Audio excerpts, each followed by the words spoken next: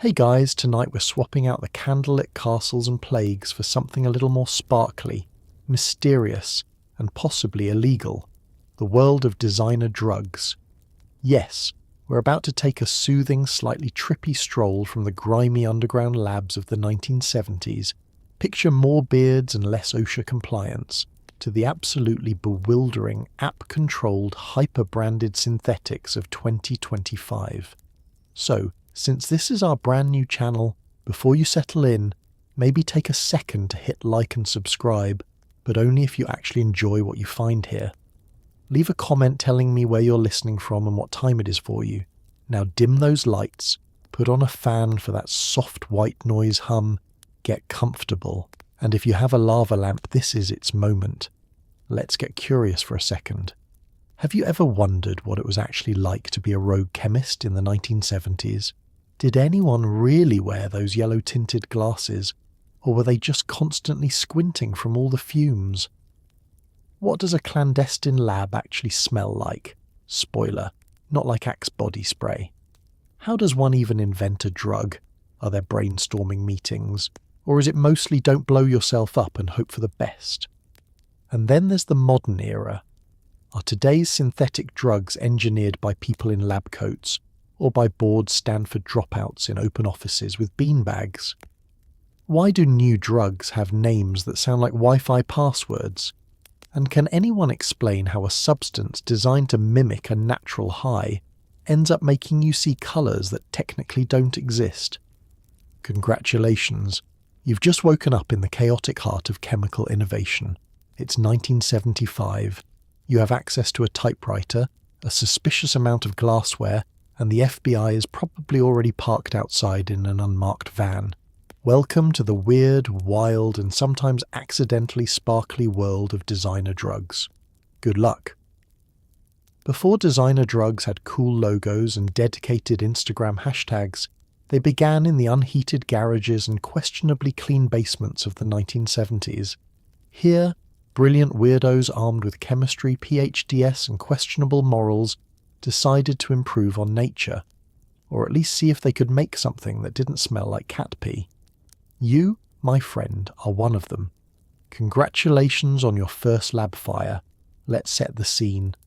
It's the tail end of the 1970s, a decade that smells like patchouli, leaded gasoline, and burnt popcorn. You're standing in your friend's garage, next to a washer-dryer that hasn't worked since Nixon resigned, holding a beaker of something that looks like lemon-lime Gatorade and bubbles like a witch's brew. There's a tangle of extension cords on the floor, a dog watching from a safe distance, and a lingering sense that your high school chemistry teacher would be deeply, deeply disappointed. You've got dreams of inventing something mind-expanding, or at least something that will get you invited to better parties. But mostly you have a copy of Organic Synthesis for Sociopaths, not a real book, but it should have been, a trunk full of glassware that may or may not have come from the university lab, and a notebook covered in ominous stains. Your hair is probably too long, your moustache is probably ironic, and your wardrobe suggests you're either a misunderstood genius or the world's least successful bass player. The work itself is pure improvisation. You stir, you filter, you evaporate, you pray. There's a lot of trial and error, mostly error. Your fume hood is a cracked window. Your ventilation system is don't inhale too deeply. You learn very quickly that some solvents will eat through Tupperware, and that it's best to keep a fire extinguisher somewhere between handy and permanently clutched. On the bright side, you haven't blown up the hot water heater yet. Your social life is a blend of paranoia and camaraderie. The only people who know what you're up to are either helping or, more likely, asking, "Are you sure that's safe?" Your neighbour, Mrs. Jenkins, suspects you're up to something, but since she's convinced the government is spying on her cat, you're probably safe for now. You've memorised the police scanner codes for suspicious odour and weird light shows just in case. Every time a car slows down out front, your heart rate jumps, and you prepare your best just-making jam face. But the 1970s underground chemist isn't just about danger and questionable facial hair. It's a calling, an oddball blend of science, rebellion, and entrepreneurial spirit. You keep tinkering, convinced that you're on the edge of the next big breakthrough. Maybe it's the next party drug. Maybe it's just the next big cleanup. Either way, you log every outcome in your notebook. Batch number 14, smells like burning tires, do not repeat. Batch number 15, turned blue and made the dog sneeze, promising. There are moments of accidental genius too. One day, you stumble upon a reaction that doesn't explode, dissolve the table, or summon the fire department. You test the result, first on a slice of white bread, then a brave lab rat, then, because you're 22 and invincible, yourself. The effect is somewhere between sudden insight and mild existential crisis. You call your friend. He calls his friends. By the end of the week, half the local poetry club is trying to explain the colour green to a potted plant. You're not doing this for money exactly, at least not yet. But word spreads, as word does, usually through whispers, rumours, and the occasional flyer with special incense scrawled on the back. You're part of a new breed, the underground chemist, the unsung, unshaven pioneer on the frontier of consciousness and questionable decision-making. And as you stand there, watching the sun rise through a haze of chemical fog, you wonder, is this what progress looks like? Maybe. Or maybe it's just another Tuesday in the siege of DIY enlightenment. Punchline. Either way, you've survived another night, the garage is mostly intact, and you can always blame the smell on the dog. There's nothing quite like the thrill of a home chemistry set, unless you're making a batch of something that will land you on a watch list. You hover over bubbling beakers, scrawling totally not drugs on your notebook, wondering if that odd sizzling noise is normal or the start of your eyebrows' farewell tour. Let's talk about the laboratory itself, if you can even call it that. Your workspace is a repurposed basement, a shed, or maybe the corner of your parents' garage next to a faded stack of National Geographics and a lawnmower with trust issues. The air is heavy with the scent of rubbing alcohol, burnt coffee, and a faint tang of something chemical that clings to your clothes like a guilty secret. You've got glassware assembled from 6 mail-order catalogues, 2 thrift shops, and a salad bowl that really should have retired before tonight's experiments. Safety protocols? Let's just say you're more live, laugh, lacerate than OSHA compliant. Protective eyewear is whatever you find at the back of a junk drawer, and gloves are optional unless you count the 2 left-handed ones you found after Halloween. Your fume hood is a broken box fan wedged in a window, and your evacuation plan is to run and hope the neighbour's sprinkler system is on. But what about the recipes? Here's where things get truly magical, and by magical I mean you might lose a toe. These aren't the neat, peer-reviewed procedures you'd find in a chemistry journal. No, these are passed down the line like urban legends, handwritten on pizza boxes, or rumoured to have come from a guy who totally knew a guy. Every recipe comes with advice that ranges from the vaguely helpful, don't mix this with aluminum, to the terrifyingly casual, run if it starts to smoke purple. Measurements? Forget grams and moles. Here it's about a spoonful, as much as fits in a jar, and stir until your arm gets tired. You learn to appreciate the art of eyeballing it, which is a fine tradition until you realise that the difference between genius and the fire department is roughly half a teaspoon. You work under a soundtrack of nervous energy. The drip-drip of condensation, the pop of a flask settling, and the sudden sharp snap of glass cracking when you forget that heat and stress are mortal enemies.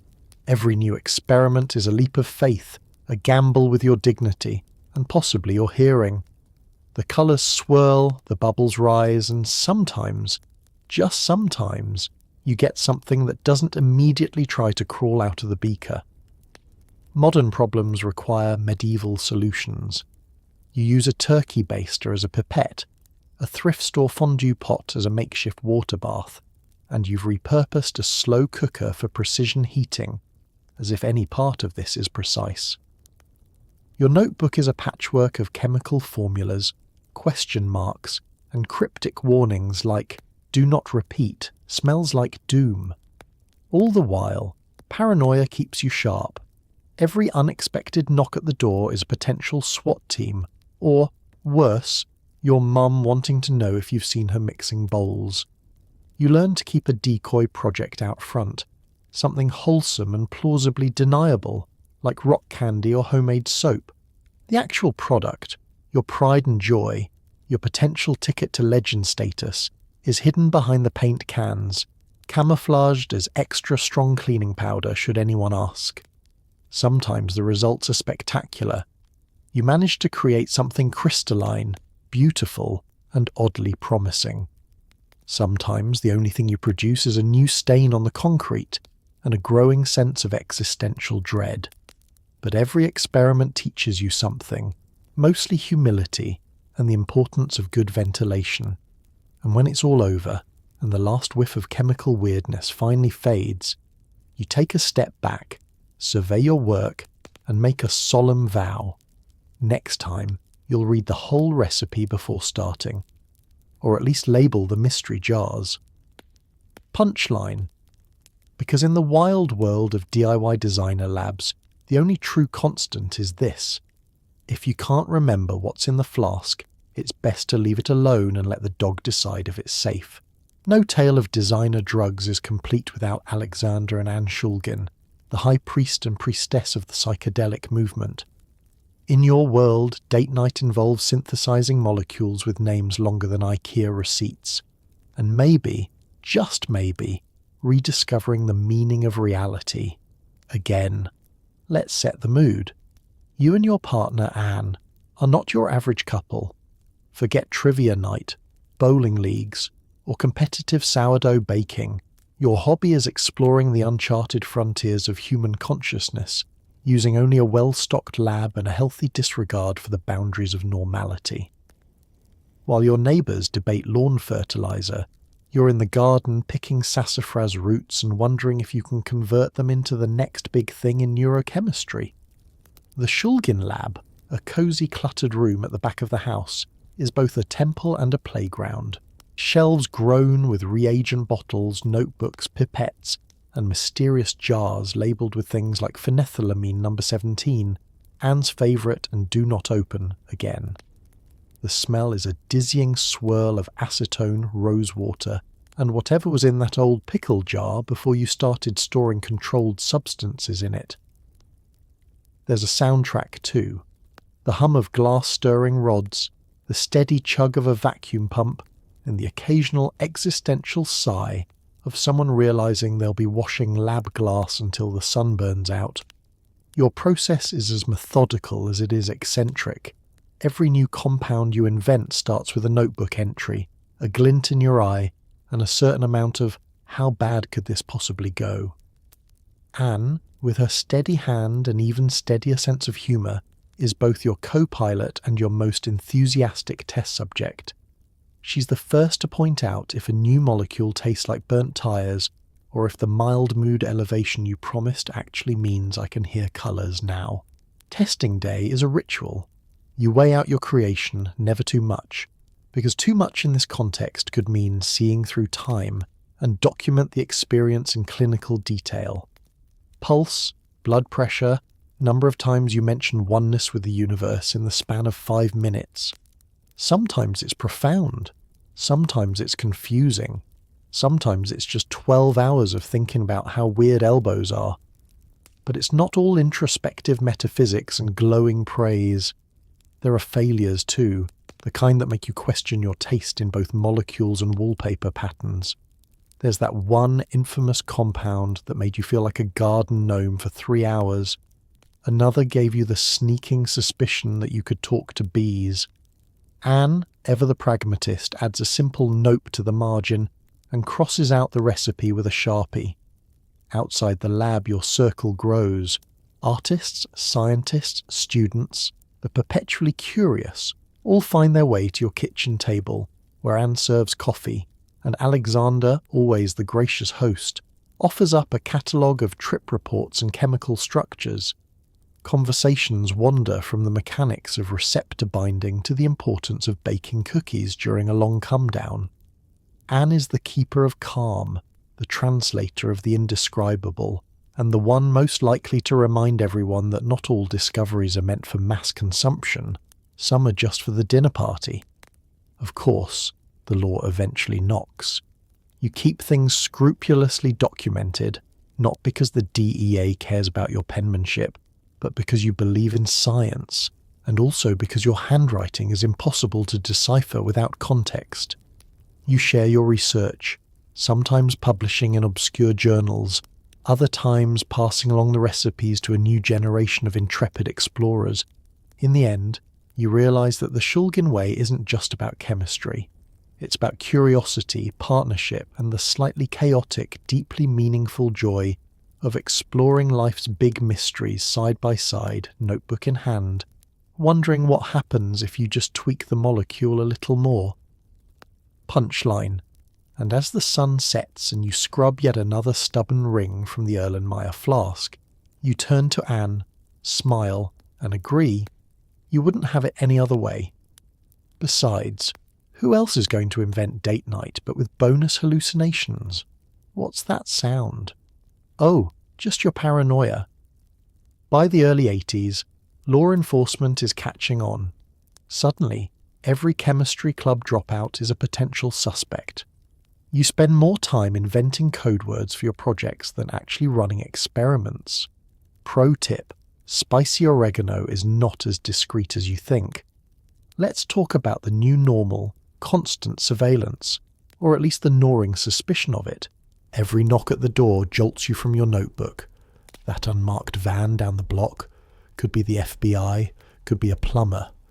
The only thing you know for sure is that nobody in your neighbourhood owns that many walkie-talkies or has ever actually fixed anything. Every time your phone makes a weird clicking sound, you picture a team of agents huddled in a dimly lit basement, listening to your argument about whether acetone or vodka is a better cleaning solvent. The government is onto something, and they're naming their operations with all the subtlety of a Saturday morning cartoon villain.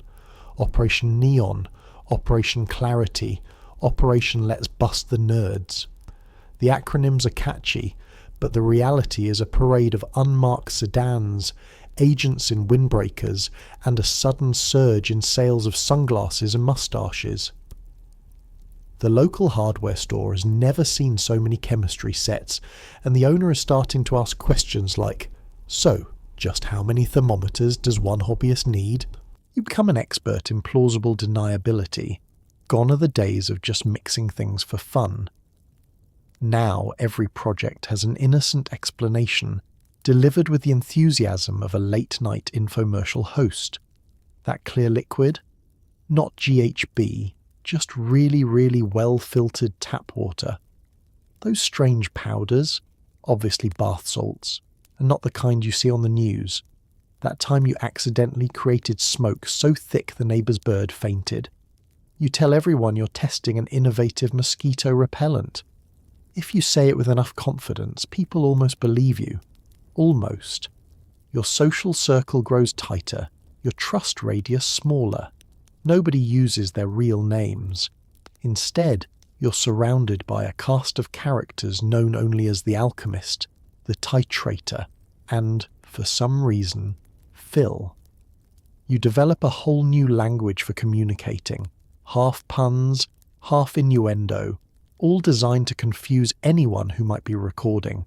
You say things like, "We need more parsley for the casserole," when what you really mean is, "Bring the glassware and don't park out front."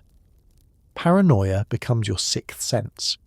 You get good at spotting tales, actual ones, attached to government agents with zero talent for subtlety. There's always that one guy in a Hawaiian shirt who orders black coffee and stares at your shoes for 20 minutes. He thinks he's undercover, but the only thing he's blending in with is your sense of dread.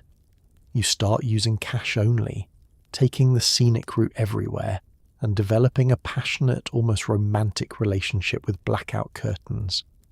But as the pressure mounts, so does the creativity.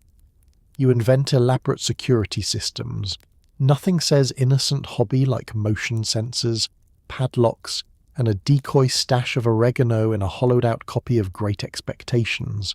You hide notes in code, swap recipes using ciphers, and start every day with a healthy breakfast and a gentle review of your Miranda rights just in case.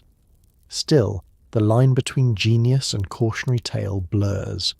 The thrill of discovery is now mixed with the adrenaline of possibly getting your mugshot on the evening news. Your projects become smaller, more discreet. You memorize your lawyer's phone number and keep it next to your fire extinguisher, just in case one of them has to be used at a moment's notice. And through it all you wonder, was it always this complicated? Did the pioneers before you live in constant fear of undercover stings and code names, or did they just have better luck with the neighbours? Either way, you keep going, partly for the science, partly for the hope that one day Operation NEON will just be the name of a retro diner. Punchline. For now, you keep your head down, your code words up, and your oregano firmly in the spice rack, just in case anyone decides to get nosy about your herbal research. Nothing says mainstream like rave culture adopting your invention. MDMA, a molecule with a personality disorder, leaps from obscure lab notes to the dance floors of the world. You're torn between pride and a profound desire to avoid answering questions from your aunt at Thanksgiving. Let's rewind to that moment you realise your little chemistry experiment is no longer just a curiosity for the lab crowd. Suddenly, you're reading about MDMA in glossy magazines next to advertisements for fanny packs and glitter. People with names like DJ Sparkle Pants are discussing your creation with more enthusiasm than a kid describing a new video game console.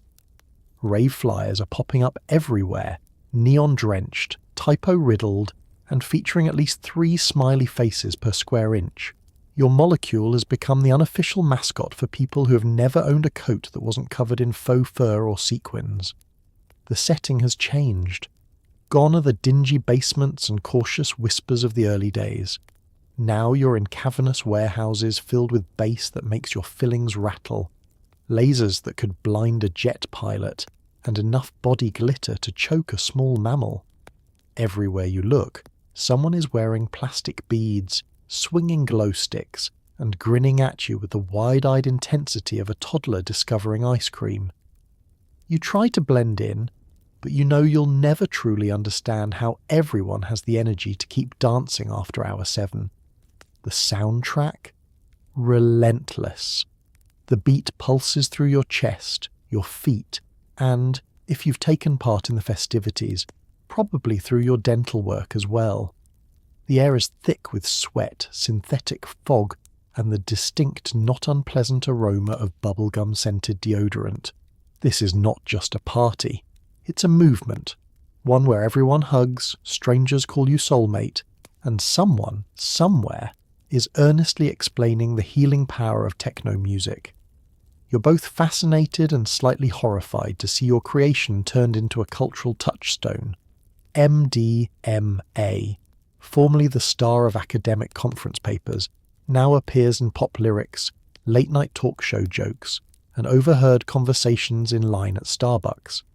It's become a rite of passage, sandwiched somewhere between getting your first tattoo and pretending to like kombucha. Of course, mainstream adoption comes with consequences. The press descends like seagulls at a beach picnic, squawking about dangerous party drugs and the scourge of modern youth. Overnight, your molecule is transformed from promising psychotherapeutic tool to the villain in every shocking exposé news segment. Your Thanksgiving dinner becomes an obstacle course of awkward family questions. "So what do you do again?" asks your aunt, eyebrow arched. Turkey fork paused mid-air. You change the subject to cryptocurrency. Meanwhile, health professionals and policymakers scramble to keep up. Some see promise, MDMA therapy for PTSD, trauma, even marital counselling, because nothing says healing like a group hug in a circle of beanbags. Others panic, proposing laws written in the kind of haste usually reserved for fire drills and last-minute term papers. You watch as politicians try to pronounce methylene-deoxymethamphetamine on TV and decide maybe you were too hard on DJ Sparkle Pants after all. Then there's the street market, where every pill is a lottery ticket. Sometimes it's pure, sometimes it's not. Adulterants range from caffeine to household cleaners, and every new batch comes with a different shade of questionable. You develop a new appreciation for people who bring their own testing kits, and you quietly hope nobody's aunt is buying anything shaped like a cartoon character. Through it all, the culture grows. There are documentaries, think pieces, and inevitably, fashion lines inspired by the rave aesthetic. You see neon crop tops at the mall and realise there's no going back. Your little molecule has officially gone global. Punchline. So you take a deep breath, dust off your old lab coat, and decide if anyone at Thanksgiving asks about your contribution to society, you'll just say you made the world a little more sparkly and a lot more confusing at family reunions. You step into a club pulsing with beats and glow sticks, where nobody seems to have a shirt and everyone insists on hugging you. For a brief moment you understand what it's like to be a friendly golden retriever, full of love, hope, and maybe a little serotonin deficiency. Let's set the scene. It's 2:14 a.m. and you're surrounded by strobing lights, thumping bass, and a sea of limbs undulating with the grace of spaghetti dropped on a trampoline. You're not sure if it's the music or the atmosphere, but everyone here is communicating exclusively in hugs, wide-eyed smiles, and aggressive offers of gum. "You good?" becomes the unofficial greeting, used about 30 times per hour, regardless of your actual state of being. The smell is complicated. There's sweat, fog machine, and that signature club scent, a blend of anticipation, spilled energy drinks, and the faint tang of regret. You can almost taste the artificial watermelon flavour lingering in the air, probably from someone's vape or possibly just the universe trying to keep you hydrated. Your shoes stick to the floor, a time-honoured tradition, reminding you that club culture isn't about luxury, but shared survival. There's confetti from 3 parties ago still clinging to the ceiling.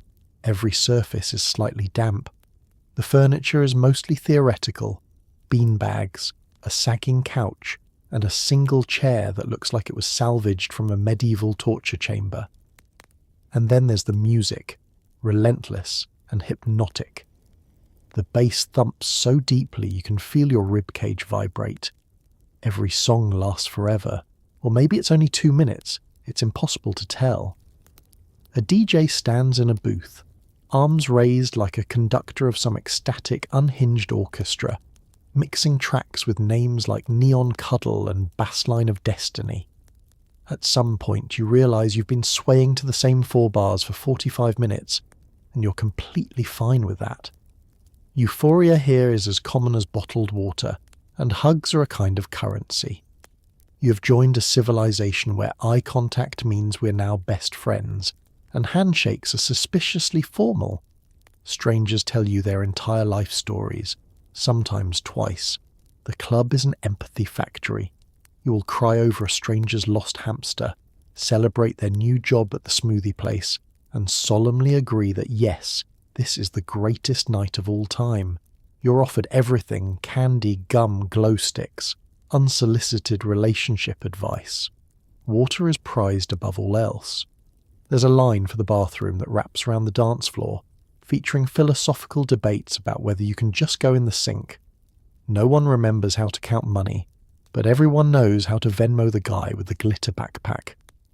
Chemical euphoria is the currency of the night. Some people are riding the serotonin wave, others are chasing it with energy drinks, and a brave few are simply running on the fumes of pure social connection. You overhear a girl explaining that she just really loves everyone right now, to a potted plant. The plant seems flattered. Time here bends. Hours melt into each other. It's perpetually either too early or too late to leave. At some point you realise you've spent 15 minutes discussing the philosophy of glow sticks with a man named Dax, who may or may not be wearing pants. And beneath all the sensory overload, there's a kind of tenderness. Everyone's here to escape routine, loneliness, gravity. For a few fleeting hours, it's possible to believe in the perfect song, the perfect night, the perfect moment. No one cares about tomorrow's email inbox or last week's mistakes. In this neon-lit cocoon, Everyone is enough, just as they are, dancing, hugging, shining a little brighter than usual. Punchline. When you finally leave, sweaty and starry-eyed, you realise that Club Euphoria is less about the drugs and more about the permission to be joyfully, ridiculously human, for a night anyway, until the sun rises and you remember you left your jacket in the fog machine again. The only thing spreading faster than a new synthetic is the media panic that follows. Watch in real time as news anchors try to pronounce methylene-deoxymethamphetamine and absolutely butcher it. Suddenly your mum is asking if you're on the Facebooks and if it's safe to eat salad. Welcome to the next phase of designer drugs, public hysteria, delivered in high definition and extra bold font. There's a special kind of satisfaction in seeing a local anchor, hair sprayed into submission, smile slightly pained, turning MDMA into a 6-syllable riddle. Methylene-deox. Oh dear, let's call it ecstasy instead. The Chiron flashes, new drug menace. Could your neighbourhood be next? As if suburban cul-de-sacs are on the brink of spontaneous disco outbreaks. Your phone buzzes with a text from your mum. Do not accept lettuce from strangers at the bus stop. She's genuinely concerned. Yesterday's news segment blamed kale smoothies for a supposed rise in molecular excitement. Grandma is knitting you a hat with "Just Say No" in cursive. Your uncle is on Facebook, sharing blurry photos of Tic Tacs and warning the family group chat that the kids are calling it blue lightning now. Let's not forget the experts. Each night brings a parade of specialists with doctorates in absolutely anything except chemistry. There's always one who insists that these kids today are cooking up new horrors with nothing but a smartphone and a can of Sprite. Cut to stock footage of someone stirring a pot, always shot in sinister lighting, and a close-up of some vitamins just in case you didn't get the message. Science has lost control. Fear now has the mic. Politicians get in on the action. One stands in front of a pile of suspicious-looking sports drinks and demands immediate action. This epidemic is the result of, shuffles note cards, science run amok. The camera pans to a pile of confiscated glow sticks, displayed like ancient artifacts. New bills are proposed, usually by people who still think a meme is a kind of sandwich. They vow to ban everything that's not nailed down and double-check the nails just to be sure. Then there are the public service announcements, equal parts accidental comedy and low-budget horror movie. You remember the classic. A teenager with unkempt hair takes one hit of something and immediately forgets how to use a doorknob. Somewhere off-screen, a parent weeps into a casserole. You get the feeling no one involved has actually met a real teenager, but the tone is firm. Your brain will melt, your friends will turn into zombies, and your houseplants will form a rock band. Meanwhile, science is stuck waving from the background, trying to explain the actual risks and nuances. Researchers point to harm reduction, the benefits of honest education, and the need for accurate information, but their voices are drowned out by a crowd chanting, "Won't someone think of the children?" You try to explain at the dinner table that not every new molecule is instant doom. Some are just mild disappointment. But Aunt Patty's already Googled how to spot a raver and is eyeing your neon socks with suspicion. Even your dog looks worried. He saw something on the news about animals being at risk and is now hiding his chew toys just in case. Your neighbour tapes a drug-free zone sign to the mailbox. The mailman asks if he should wear gloves. Everyone is one step away from wrapping themselves in bubble wrap and investing in a bunker stocked with chamomile tea and non-GMO carrots. And as the headlines blare, the panic fades as quickly as it began, replaced by the next big thing: killer bees, bread shortages, or suspicious clouds. Science quietly returns to its corner, picks up its clipboard, and gets back to work. Punchline: and if anyone asks, you're not worried. You're just here for the salad, and maybe a good laugh at the next 6-syllable news disaster. Lawmakers now face their arch nemesis, the the periodic table. You watch in awe as Congress debates the legal status of molecules nobody in the room can spell. It's a bureaucratic arms race, and the real losers are always the spelling bees. Picture this: a grand chamber, the air thick with the scent of old leather, coffee, and mounting confusion. Politicians armed with reading glasses and colour-coded tabs gather to do battle against chemistry itself. Someone holds up a chart titled Controlled Substances, which has the energy of a substitute teacher with no classroom control and the emotional range of a root canal. The mood is tense, but not as tense as a carbon-carbon triple bond. In one corner, you have public health officials waving risk assessments and charts with more footnotes than a Russian novel. In the other, you have senators trying to pronounce alpha-methyltryptamine as if it's a Scandinavian ski resort. Lobbyists for pharmaceutical companies hover near the exits, ready to whisper research exemption at anyone with a pulse. Meanwhile, a junior aide in the back wonders if you can ban something just for being hard to say. The hearings are long and oddly entertaining if you have a taste for procedural farce. Each new designer drug gets a letter, a number, and a colour, because nothing says comprehensive legislation like a molecule that sounds like a printer error. House Bill 2123, Prohibition of Alpha-Beta Fusion Deluxe 5. The debate ping-pongs between caution and comedy. Should 2CI be legal if 2CE is not? Is 4FA more dangerous than 3MMC? Should we ban the whole alphabet just to be safe? Lawmakers consult diagrams projected on screens, every carbon atom connected by lines so squiggly they resemble a toddler's attempt at cursive. If the nitrogen is here, one senator muses, pointing at a benzene ring, does that make it extra illegal? There is a moment of solemn nodding, as if this question has unlocked the secret of the universe, or at least the universe of lunch breaks. Beneath the grandstanding and the charts, there's a frantic scramble to keep up. Every time the law outlaws one compound, 3 more appear like hyperactive hydras, each with an even longer suffix. The scientists in the back row are quietly placing bets on which lawmaker will invent a new element by mispronunciation alone. You can almost hear the sound of high school chemistry teachers across the country sighing in despair. Of course, the intent is noble. Keep people safe, stay ahead of the so-called bad guys, and not accidentally criminalize cough syrup. But the execution is, let's say, interpretive. It's a constant tug-of-war between specificity, ban this exact molecule and this one, and vagueness. Anything with a ring and a squiggle, illegal. Sometimes the laws are so broad you wonder if pepperoni pizza is still permitted. Meanwhile, back in the real world, chemists, and not just the criminal kind, are playing legislative whack-a-mole. The second one compound lands on Schedule 1, its cousin, just a methyl group away, shows up in the club scene, grinning like it's just won a spelling contest. Researchers grumble that the laws are stifling medical breakthroughs. Law enforcement officers stare at field test kits and try not to think about organic chemistry finals. Then there's the paperwork.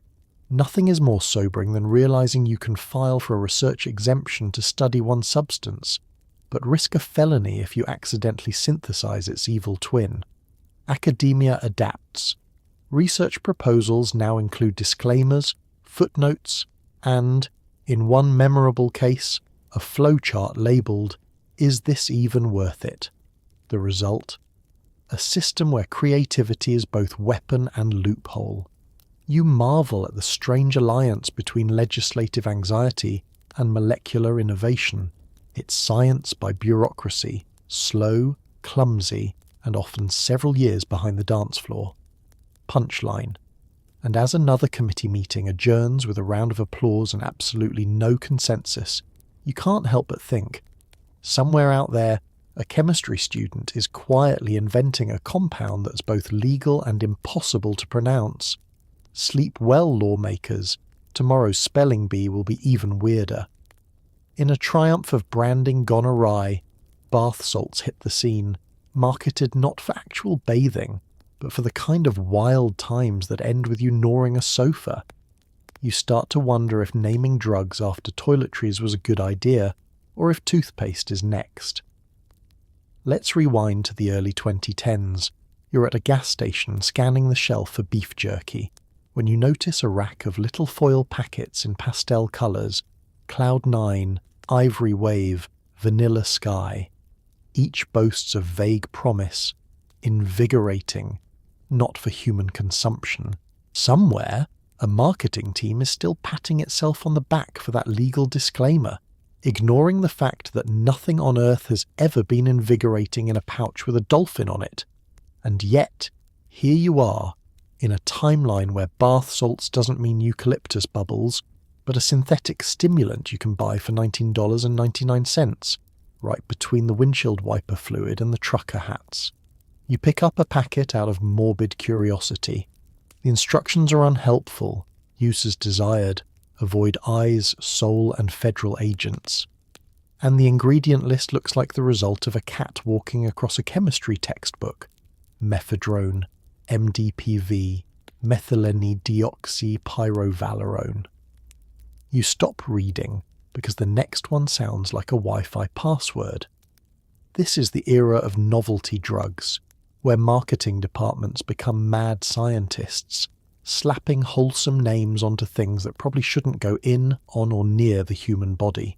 The term research chemical gets thrown around so much you'd think half the population is conducting double-blind trials in their basement. In reality, not for human consumption is legal code for we dare you, and the challenge is accepted by people named Chad at 2 a.m. on a Tuesday. Of course, chaos follows.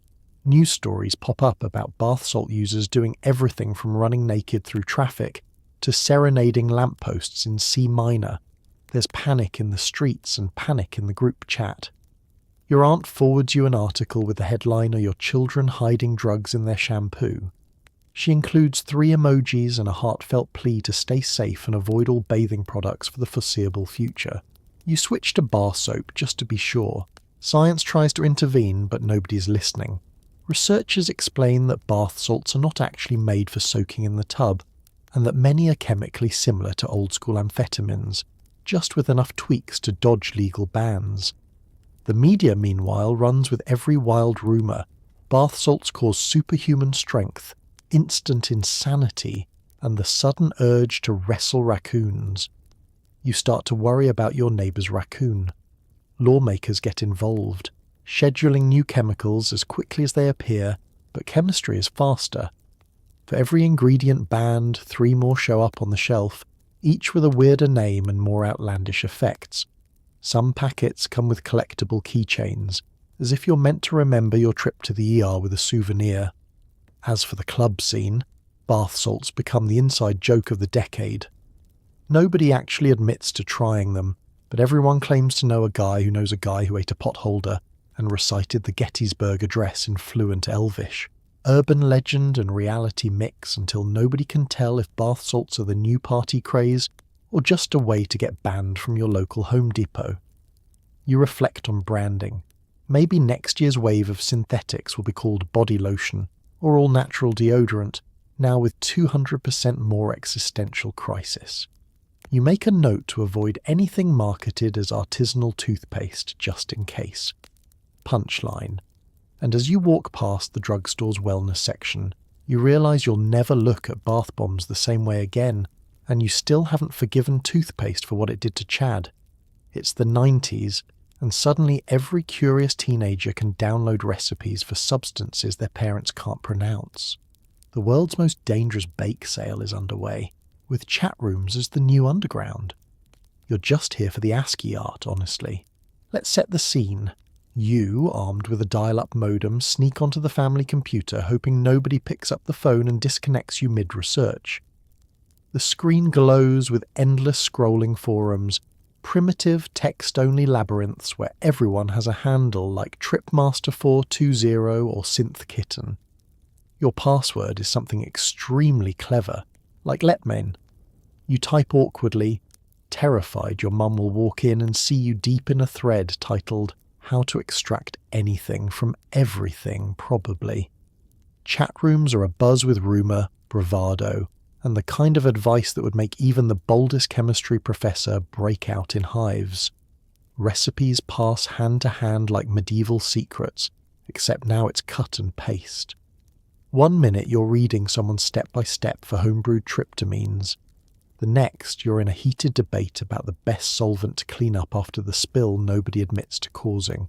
There's always that one user who claims they can make LSD from a lemon and a dream, and another who insists it's just like baking bread, but with more explosions. You quickly learn that for educational purposes only is the magic phrase, part disclaimer, part community in-joke, and 100% not a legal defense. Every thread comes with warnings in all caps, a list of potential disasters, and if you're lucky, links to an emergency room database. You notice that nobody's real name is ever used. You're all operating under a first-name basis with anonymity, and everyone's favourite phrase is, "Swim did this, someone who isn't me."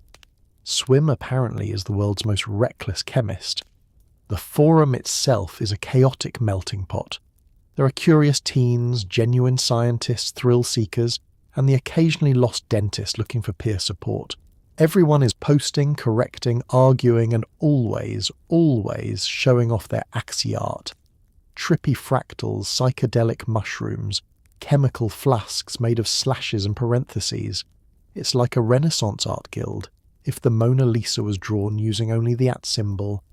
Of course, not all advice is good advice. The dangerous bake sale gets literal as users swap recipes for everything from legal highs to bathtub gin. Every other post is either a triumph, "It worked, my toaster is glowing with joy," or a warning, "Do not try the banana peel method, my kitchen smells like despair." Half the site seems to be dedicated to elaborate schemes for hiding your stash, inside hollowed-out books, behind false electrical outlets, even inside actual loaves of bread. Somewhere, a generation of parents wonders why their kids are so interested in home carpentry. And then, catastrophe strikes. Someone's foolproof guide leads to a small fire, a minor explosion, or just a giant mess and a newfound respect for professional chemists. Word spreads. Stay away from page 17 of the big synth megathread, unless you want to repaint your ceiling. Yet, with every disaster, there's learning, sort of. Maybe next time, you'll actually wear goggles instead of sunglasses. Meanwhile, the real authorities are catching on. News headlines start referencing the dark side of cyberspace and online dangers lurking in every home. You imagine government agents with magnifying glasses peering at your favourite ASCII dragon. Some forums are shut down, only to pop up 3 weeks later under a new name, with stricter moderators and even more elaborate disclaimers. But the spirit remains, an odd mix of community, chaos and curiosity. For every failed experiment there's a new friendship. For every ASCII mushroom, a lesson in what not to do. Punchline. And as you log off for the night, you remind yourself, next time you're really just here for the ASCII art. Or at least that's what you'll say when someone asks about the mysterious chemical smell wafting from your sock drawer. By the 2010s, buying designer drugs is as easy as online shopping. You learn more about cryptocurrency from shady internet strangers than any financial advisor could teach you.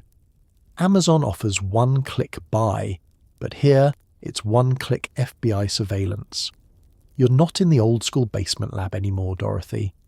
Now your local pharmacy exists somewhere between a Reddit thread and a URL you need to decode with the help of 3 wikis, a VPN, and someone who can explain what the Tor network is without sounding like they're pitching a startup.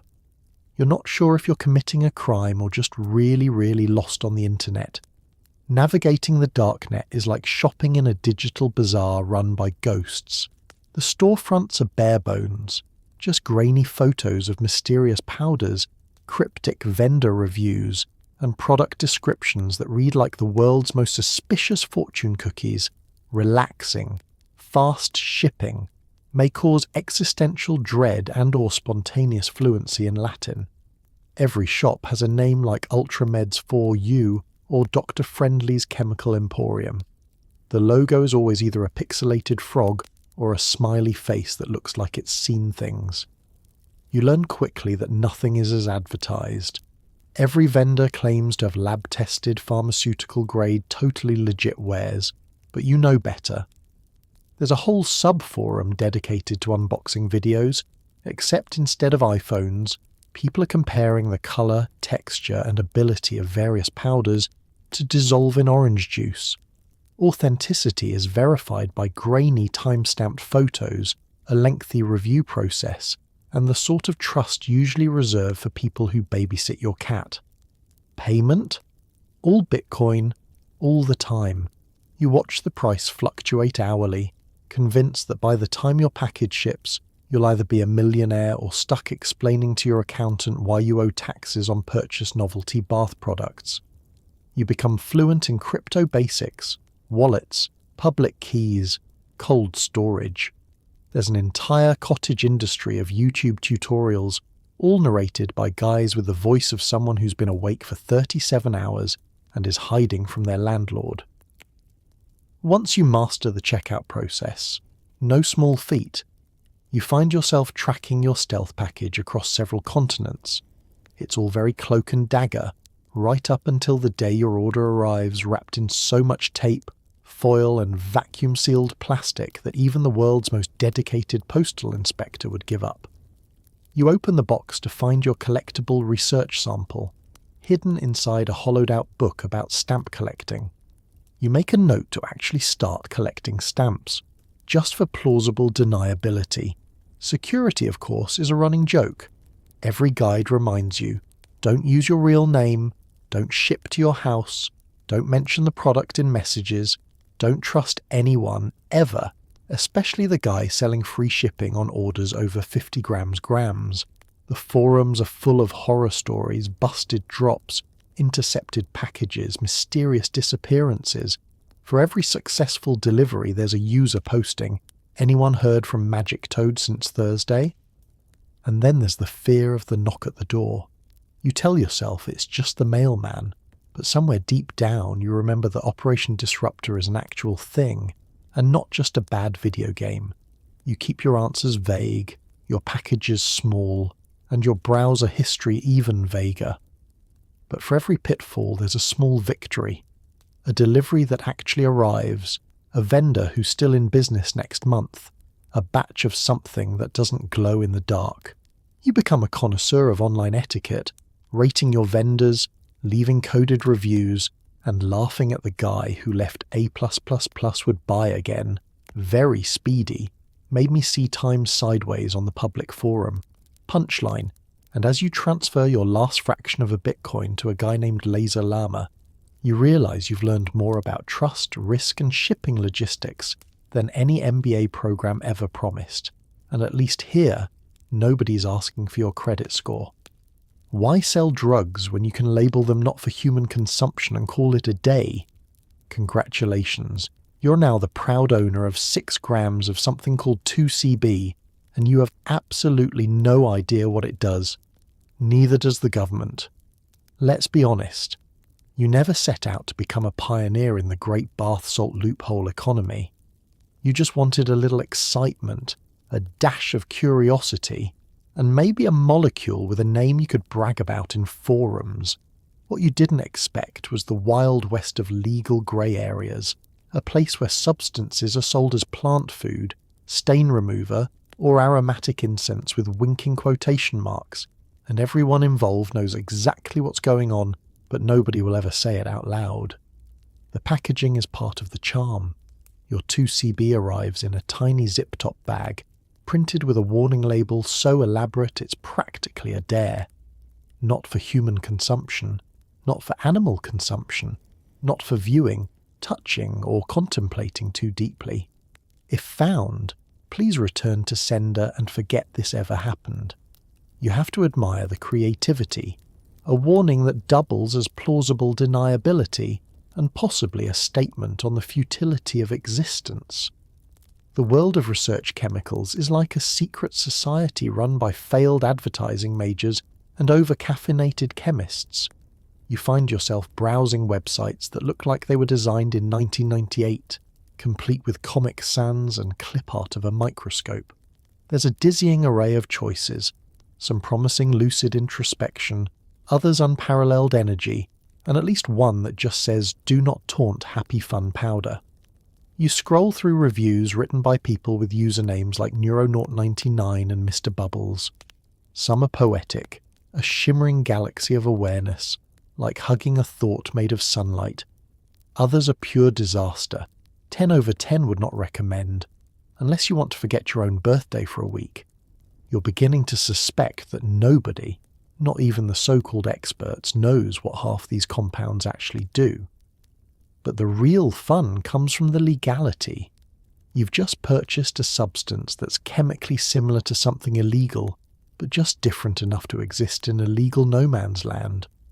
For every molecule the government outlaws, a new analogue pops up, almost the same, but not quite, and certainly not on the banned list, yet.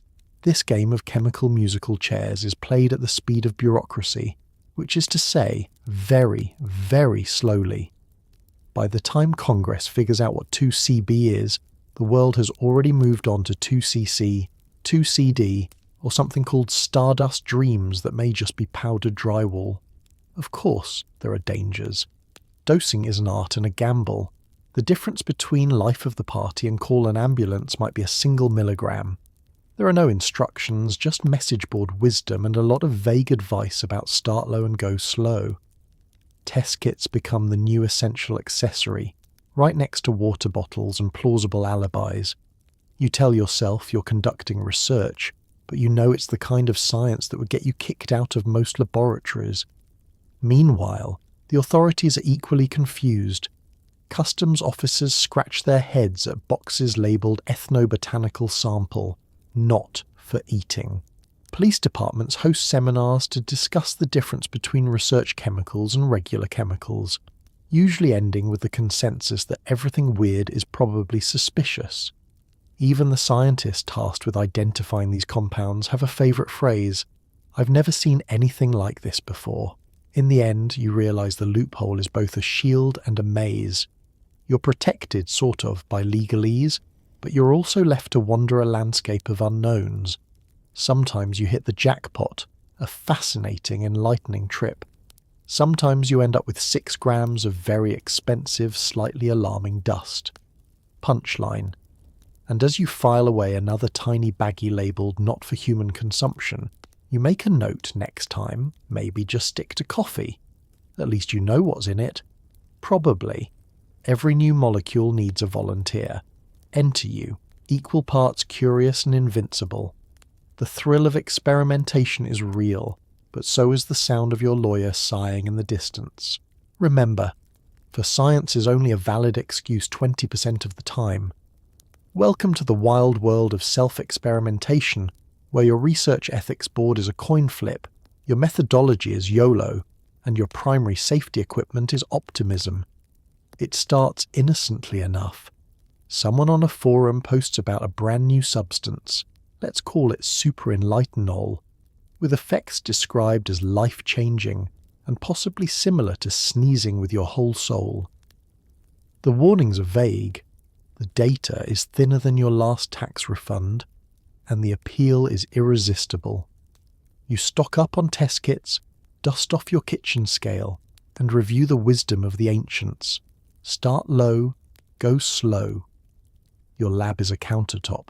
Your protocol is a half-remembered Reddit thread, and your audience is a houseplant and a mildly concerned roommate. You weigh out a dose so tiny it could be mistaken for a lost breadcrumb, and document your baseline vitals like a Nobel laureate. Heart rate, normal. Mood, cautiously optimistic. Last meal, regrettable burrito. The ritual begins. You stare at the powder, swallow, and brace yourself for either a transcendent journey or 15 hours of questioning your life choices. The first effect is always anticipation, which feels a lot like anxiety with better marketing. You sit on the couch, refreshing your browser, checking your pulse, and mentally composing your trip report. You want to be a pioneer, not a cautionary tale, so you wait for the first sign. A tingle, a sparkle, a sudden need to rearrange your sock drawer. Every self-experimenter knows this dance. Maybe you feel nothing for 45 minutes and start composing a strongly worded review in your head. Maybe you feel everything at once and realize that mild euphoria is a spectrum ranging from slightly giddy to, I just solved math. You take notes in real time, sometimes switching from English to interpretive dance halfway through. You remember to hydrate, breathe, and keep the emergency number written on the back of your hand just in case you discover time travel. But for every promising new frontier, there are setbacks, sometimes dramatic, always memorable. Maybe you pick the wrong night, and your experiment is interrupted by your neighbour's fire alarm, your landlord's surprise inspection, or the realization that you are, in fact, allergic to enlightenment. You make peace with your fate and wonder if your obituary will include the phrase enthusiastic amateur pharmacologist. Meanwhile, somewhere across the internet, fellow guinea pigs are hard at work. They post detailed trip reports, complete with graphs, blood pressure readings, and the kind of philosophical revelations usually reserved for people lost in IKEA. Some become legends, survivors of the infamous Purple Panic or the Great Etizolam Nap of 2017. Others fade quietly into the annals of never again. Of course, not everyone is a volunteer. Sometimes your circle expands to include unwitting participants. The friend who asks, "What's this gummy?" before you can stop them. The roommate who mistakes your experimental beverage for fancy kombucha. Suddenly your living room is a clinical trial, and everyone's got an opinion. The cat remains unimpressed. Legal issues lurk like dust bunnies under the couch. You read the disclaimers, the fine print, and the legal precedents. You discover that for research purposes holds up in court about as well as a wet napkin. Your lawyer's business card is now your desktop background, and you practice your "I was just curious," your honour speech in the shower. Still, the guinea pig generation endures. You learn, you adapt, you keep extensive notes, mostly for yourself, sometimes for science, occasionally for the entertainment of your future self. You develop a deep respect for actual clinical trials, controlled dosing, and people who use the metric system correctly. Punchline. And as you finally settle into sleep, heart rate returning to normal, you reflect. Some people make history, some read about it, and some just try not to end up as a footnote in the world's weirdest lawsuit. It's the 2010s, and suddenly designer drugs have slick packaging, influencer endorsements, and names like Nexus Ultra or Chillwave 3000. You used to fear the police. Now you fear brand consultants and their insistence on pastel colours. Gone are the days of foil packets bought from a guy named Greg behind the laundromat. Now your local wellness boutique sells microdoses in minimalist tins with labels that wouldn't look out of place in a high-end moisturiser aisle. The fonts are modern, the boxes have subtle gradients, and each product promises clarity, serenity, or limitless energy, never mild existential crisis, which frankly would be more accurate. You're not sure when it happened, but at some point the scene pivoted from chemistry nerds to full-on lifestyle branding. There's a launch party for every new blend, complete with live DJs, organic snack platters, and at least one person wearing a kimono for vibe reasons. Glossy posters advertise the latest molecule as crafted for your journey, as if what you really wanted from a synthetic stimulant was a gentle nudge towards self-actualization and a free tote bag. The influencers arrive next. Wellness gurus with suspiciously bright teeth and more Instagram followers than most small towns begin reviewing the latest mood enhancers.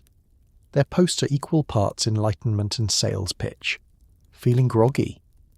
Just tried Chillwave 3000, and now I'm radiating positivity, and may have accidentally joined a drum circle in my living room. They're paid in product, hashtags, and occasionally exposure, which in this context means a week-long sponsored retreat to a geodesic dome in Joshua Tree. At first, you're skeptical. Can a molecule with a trademark symbol and a flavour called cucumber euphoria really deliver on the promise of infinite focus and elevated frequency? But the packaging is so soothing, the colour palette so inviting, you find yourself almost believing it.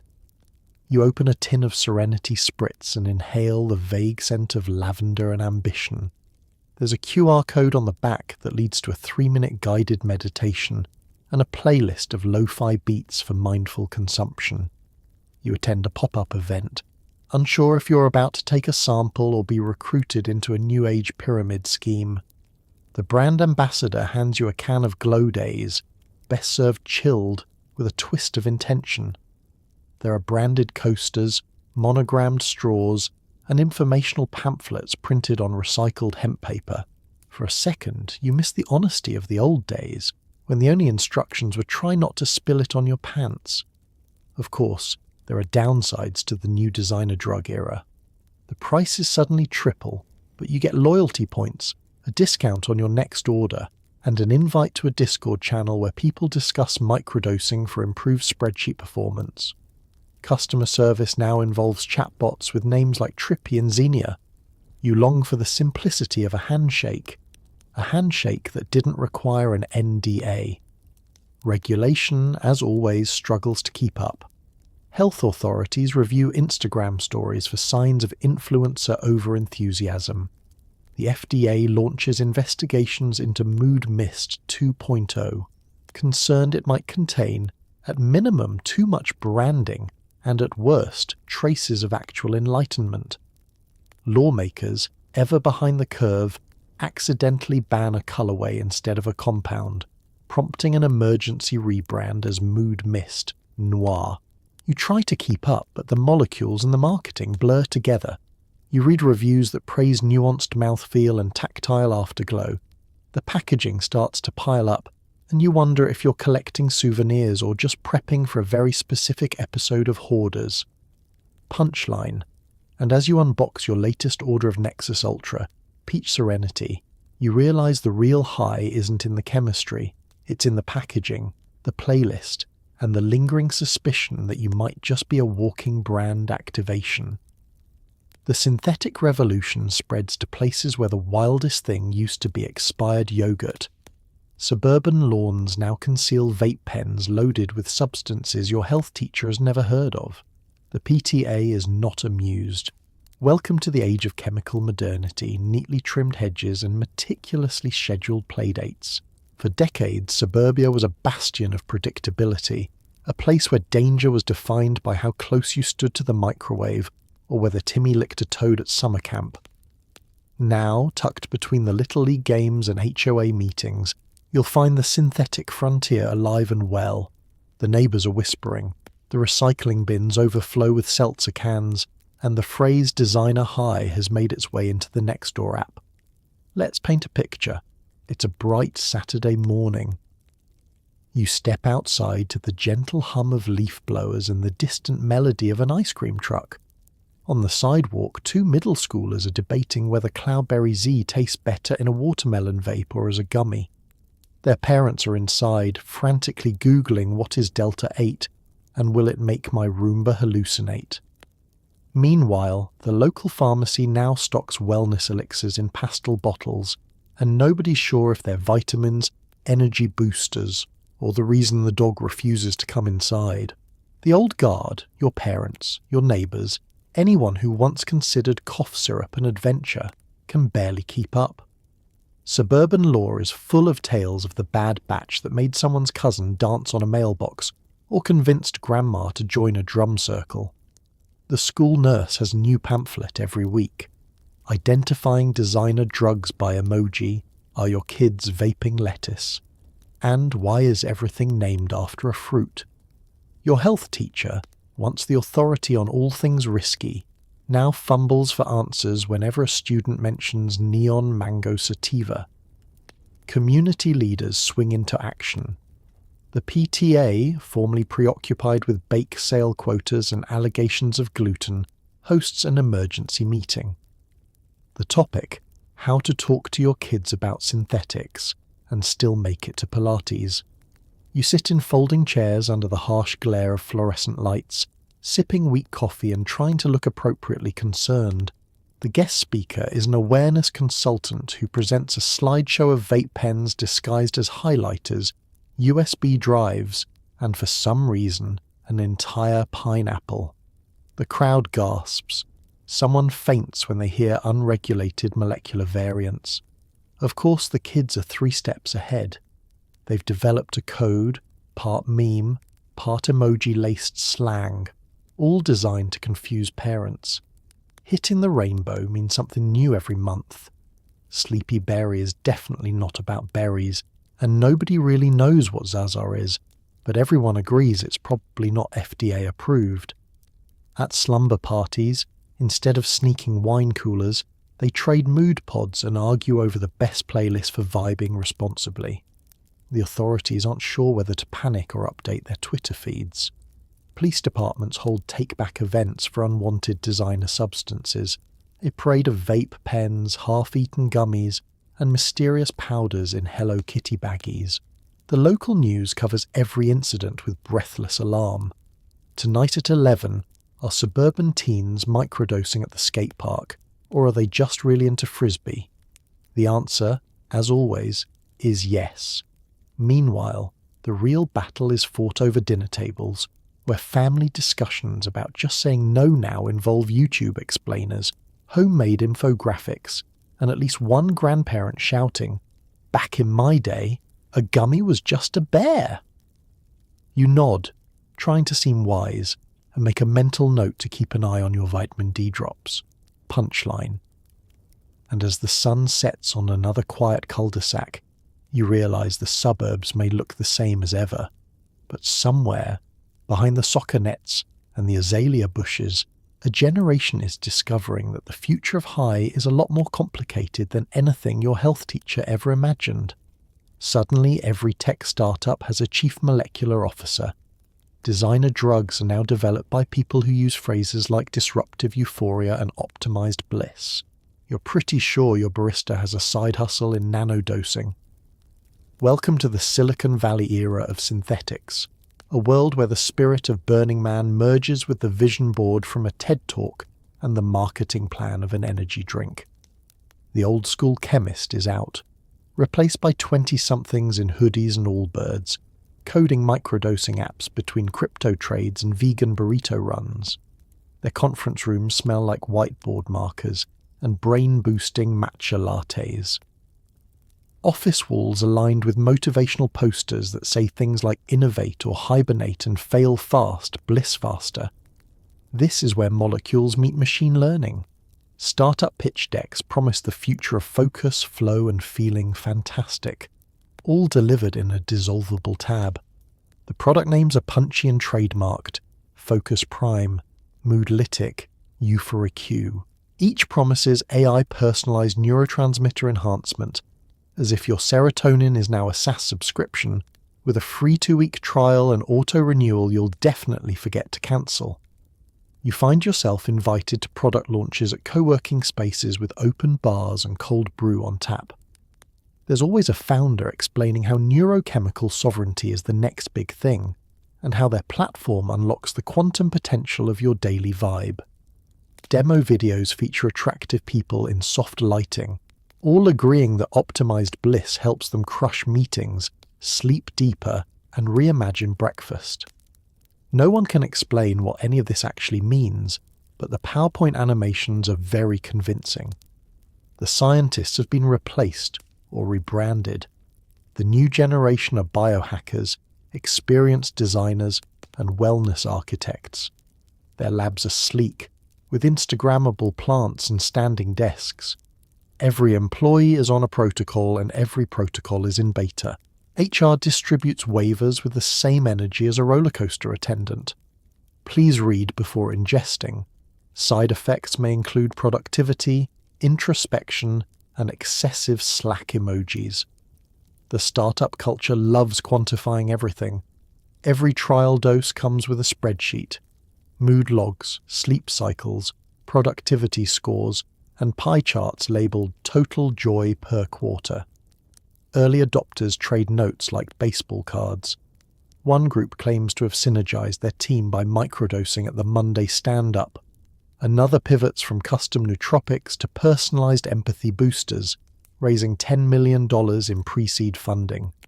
Of course, things move fast, sometimes too fast. That optimized bliss you tried last week, it's already obsolete. The new batch comes with blockchain integration and promises euphoric decentralization. Customer support is a chatbot named Smiley, who always recommends you upgrade to the next tier for advanced enlightenment. There are hiccups. The barista who moonlights as a nano-dosing influencer accidentally launches a trend called mood stacking, resulting in half the office developing an unexplained fondness for interpretive dance.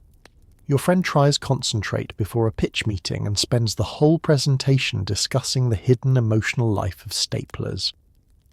The HR department circulates a memo. Please report all unexpected philosophical revelations to IT. Meanwhile, the outside world tries to keep up. Journalists flock to the trend, profiling the techno-shamans of Palo Alto. Lawmakers host panels on AI-driven intoxication, mostly featuring confused senators and a guy who swears he invented algorithmic ecstasy.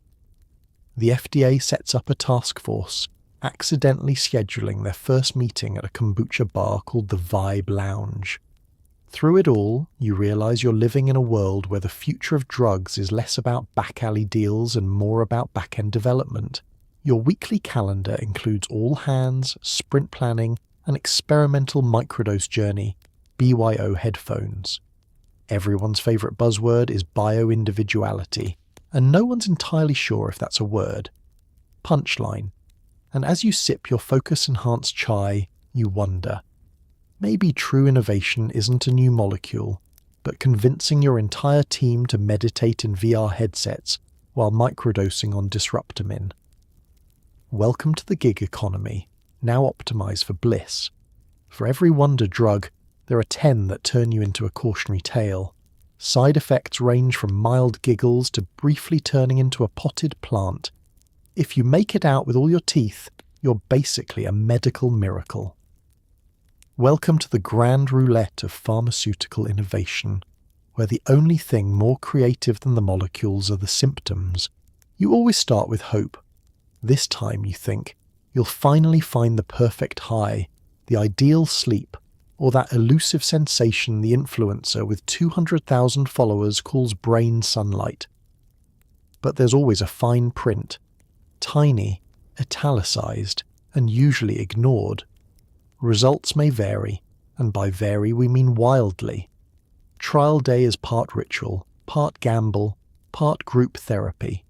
You gather your courage, your water bottle, and at least one trusted friend who promises to call an ambulance only if you start speaking fluent binary. You read the instructions, start with 1/16 of a dose, work your way up. If you begin to crave garden soil, discontinue use.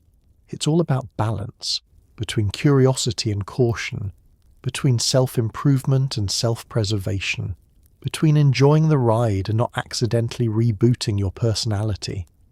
The first hour is usually boring. You sit there, wondering if you've been scammed by some guy selling baking soda under a fancier name. Maybe you feel a tingle or a wave of optimism. Maybe you notice that music sounds just a bit crisper, or that your houseplants are making more sense than usual. You log every change in a notebook, determined to be scientific, even as your handwriting begins to resemble modern art. But then, something happens. Sometimes it's subtle, like the sudden realization that you deeply love your couch. Sometimes it's less subtle, like the urge to narrate your life in the style of a 1940s noir detective. Your friend records your trip report with the seriousness of a UN summit. Subject has entered the giggle phase, emotional state, blissful confusion, teeth status, still present. Then come the side effects. Maybe you sweat more than you thought humanly possible. Maybe you get the hiccups for 2 hours and try to cure them with interpretive dance. Sometimes you discover flavors you didn't know existed, like metallic mint, chalk surprise, or, oh God, why is this spicy? You make a mental note. Never trust a drug described as zesty. Some side effects are less physical, more existential. You spend 20 minutes considering the emotional life of your left knee. You forget why you went to the kitchen and return with 3 forks, a bag of rice, and a story about the colour blue. Time stretches and bends. What felt like an hour was really 4 minutes, and now you're convinced your watch is plotting against you. Sometimes things get weirder. There's the infamous potted plant phase, when you sit quietly in a sunbeam and photosynthesize for what you swear is a productive afternoon. Or the disco sneeze, an uncontrollable urge to sneeze in sync with the baseline. Or the kaleidoscope vision, where you try to read your phone and end up discovering 7 new ways to spell your own name. The important thing is surviving and learning. You come out of every trial with more humility, a deeper respect for actual scientists, and a mild aversion to beats. You share your stories online, hoping to warn the next generation. Avoid anything with a warning longer than the ingredient list, and if your tongue goes numb, don't panic, it's probably temporary. Punchline. And as you brush your teeth, still present, still accounted for, you reflect that maybe, just maybe, the real wonder drug is the friend who agreed to keep an eye on you and not post the plant video to Instagram yet.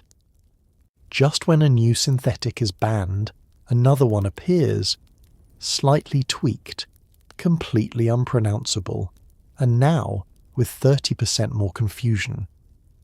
Lawmakers are forced to consult with people who thought Breaking Bad was just about overdue library books.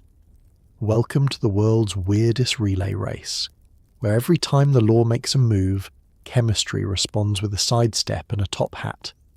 You're not just watching the action, you're living it, caught in a timeline where molecules mutate faster than legislation can keep up.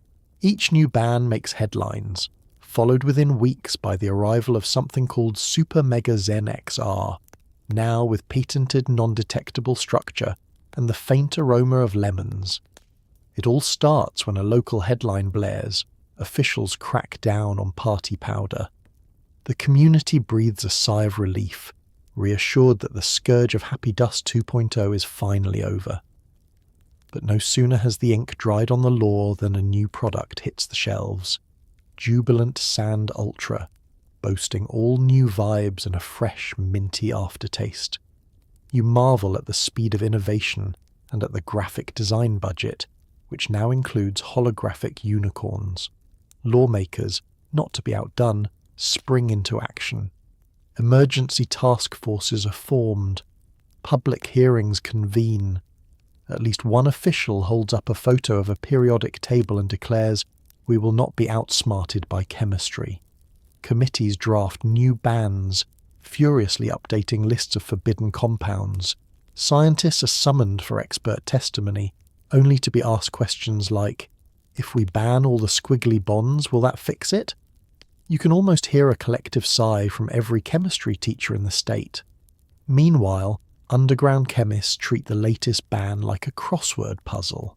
If methyl is banned, they add an ethyl.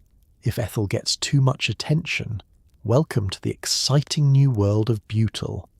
Sometimes the changes are so minor even the creator can't tell the difference. Except now it's legal, at least until the next legislative session. And the names. Oh, the names. Gone are the days of ecstasy and speed. Now it's Blue Dawn 47, Cloud Fluff Supreme, or Extreme Splice Mango Edition. Try explaining to your family why you're being investigated for importing serotonin bubbly pop. Each version comes with its own online reviews. Made my ceiling tiles sing, would recommend, and great for dancing, not for tax season. You try to stay informed. There are entire forums dedicated to tracking what's legal this week. Legal Highs Today reads like a stock ticker. Up next, Fluffy Sunrise, legal in 5 states, banned in 6, under review in 2, check back after lunch. You develop a working knowledge of international drug law, if only to avoid buying something that will get you arrested in the checkout line. The phrase for research purposes only becomes your new mantra. Law enforcement does its best, but confusion reigns. Police officers receive crash courses in organic chemistry, then promptly forget everything except don't touch the stuff without gloves. Lawyers debate whether analog laws cover every new variant, while defendants argue, "But Your Honour, it was just bath powder." The courts overflow with cases that sound like rejected science fiction scripts. Through it all, the real winners are the copywriters and chemists, endlessly inventing new highs and new loopholes. The losers, mostly your health teacher, still trying to keep up with the ever-changing substance awareness slideshow. By the time they update their material, half the substances have already been replaced. Punchline. So you watch as another ban passes, another product launches, and somewhere a chemist celebrates by inventing quantum zen vibes, and you realise, in the game of cat and mouse, the mouse has a chemistry degree, and probably a really good lawyer on speed dial.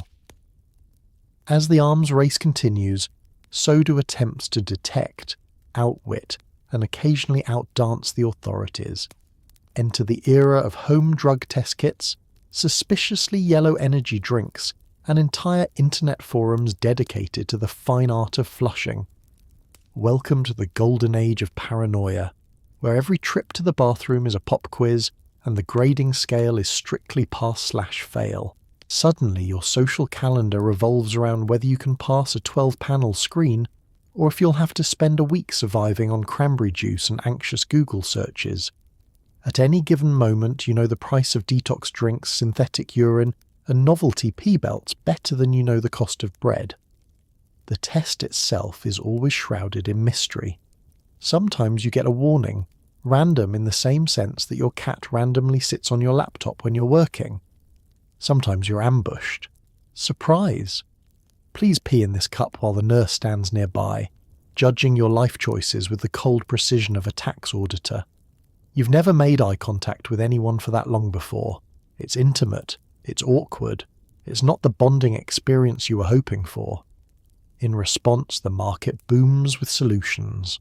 There's the legendary detox smoothie, a radioactive-looking concoction you bought for $4.99 plus shipping, which promises to reset your system and cleanse toxins but tastes like regret and lawn trimmings. You sip it bravely, then spend 3 hours in the bathroom contemplating life, hydration, and the existential weight of your kidneys. Then there are the home test kits, which you hoard like a doomsday prepper. Your bathroom cabinet is stocked with more strips, swabs, and cups than a small clinic. You spend nights squinting at faint lines on test cards, texting blurry photos to group chats. Is this negative, or am I just hopeful? Your friends reply with encouragement, conflicting advice, and at least one meme involving a golden retriever and a toilet. Internet forums become your lifeline. Deep in the threads of r/drug test, you learn there are two types of people: those who swear by flushing, chugging gallons of water and hoping for the best, and those who invest in more elaborate schemes, fake samples, heating pads, secret belts, and, for the truly bold, a friend on standby. You read stories of daring test day heroics. One guy swapped samples in a bathroom stall, another used a prosthetic that cost more than his rent. You marvel at the ingenuity, even as you silently vow never to borrow anyone's fanny pack again. The workplace adapts too. Companies roll out increasingly sensitive tests, trying to stay ahead of the curve. You try to remember if your new herbal supplement counts as a red flag or just makes your urine sparkle. HR emails circulate. Reminder, Friday is Employee Appreciation Day and also surprise testing. You briefly wonder if the two are connected. For some, the test is a monthly ritual, a weirdly competitive sport. People compare clean times and argue over the best brands of bottled water. At parties you overhear heated debates, synthetic urine or detox tea, how long for edibles to leave your system, can poppy seeds really ruin your life, Or is that just a myth invented by Big Bagel? Occasionally someone fails. There's a solemnity to it, like losing a game of musical chairs. They get a new calendar of probation check-ins, a new set of priorities, and a whole new batch of stories for the next forum update. Punchline. And as you finally hand over that little plastic cup, you realise life may be full of surprises, but none compare to the existential thrill of waiting for someone to say, "You passed." If nothing else, at least you've perfected your hydration game and discovered more about the human bladder than you ever wanted to know. You never thought the fate of your local club scene would depend on international trade agreements, a K-pop star's haircut, and the price of Ethereum. Welcome to the globalized designer drug market, where everything is connected and nothing makes sense. Let's take a quick trip around the world without ever leaving your phone. The days of scoring something weird from a guy in a trench coat are over. Now, your next micro batch could be coming from a warehouse in Shenzhen, a startup in Berlin, or a 3D printer in someone's Brooklyn loft. The supply chain sounds like something you'd study in business school, but here it's just code for everybody ships everywhere. Until customs gets bored or curious, it all starts with the headlines. One day, K-pop is trending, and your favourite vendor's super chill mints is suddenly out of stock, apparently. The world's supply of one particular ingredient is being diverted to a Korean beauty product because an idol posted a TikTok about it. Next week, a tariff dispute sends the price of a key precursor molecule skyrocketing, and the group chat is abuzz. Should we start stockpiling, or just switch to yoga? Then Brexit hits. Suddenly, shipping anything to or from the UK takes 3 times as long and comes with forms that ask pointed questions like, does this parcel contain anything that glows, hums, or causes spontaneous interpretive dance? Your London friends complain that even their harmless vitamin supplements are getting seized by border officials who look suspiciously like they haven't slept since the Spice Girls reunion. And of course, there's cryptocurrency. Bitcoin, Ethereum, Dogecoin. Every order, every discrete package is bought, sold, or refunded in a currency that might be worth a fortune or literally nothing by the time your parcel arrives. You become an amateur economist, tracking global drug prices in real time and cursing your luck every time the market dips. Sorry man, my serotonin's in a bear market. Suddenly, your local scene is a microcosm of the entire planet's chaos. One week, the club is awash in rainbow haze, which came highly recommended from a guy in Rotterdam. Next week, the dance floor is a little too quiet. Word is, the supply chain got held up by a dock workers' strike in Portugal.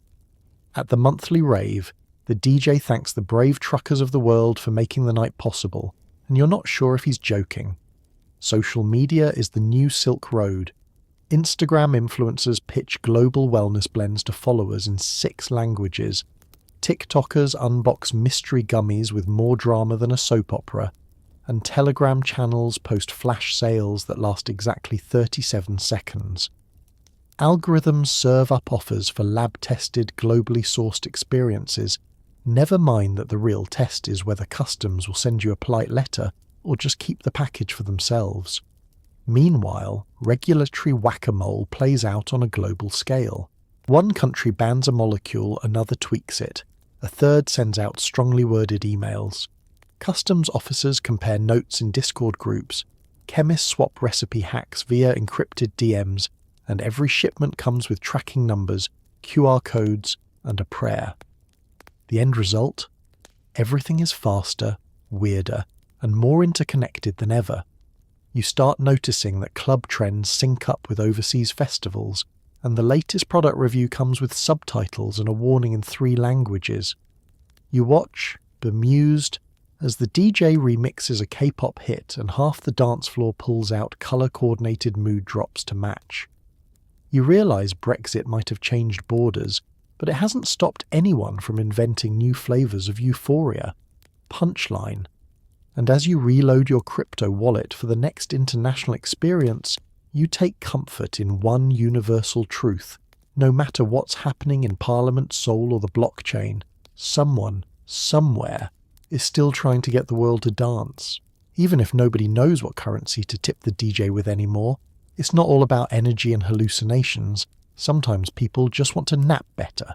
Enter the era of designer downers, substances scientifically engineered to help you sleep and possibly dream in high definition. Welcome to the flip side of the synthetic revolution, where party all night quietly gives way to please, just let me rest. The same minds that brought you neon-coloured euphoria and rave-ready serotonin snacks now offer you calming tinctures and sleep strips promising Zen Mode 3.0. It's a shift in the collective vibe. From dance floor to memory foam, from club anthem to gentle rain sounds on loop. It all starts innocently. Maybe you've spent a few too many nights chasing the dragon of optimized bliss, only to find yourself staring at the ceiling at 4 a.m., pondering the metaphysical importance of ceiling fans. Or maybe you're just tired in your bones, your soul, and possibly your mitochondria.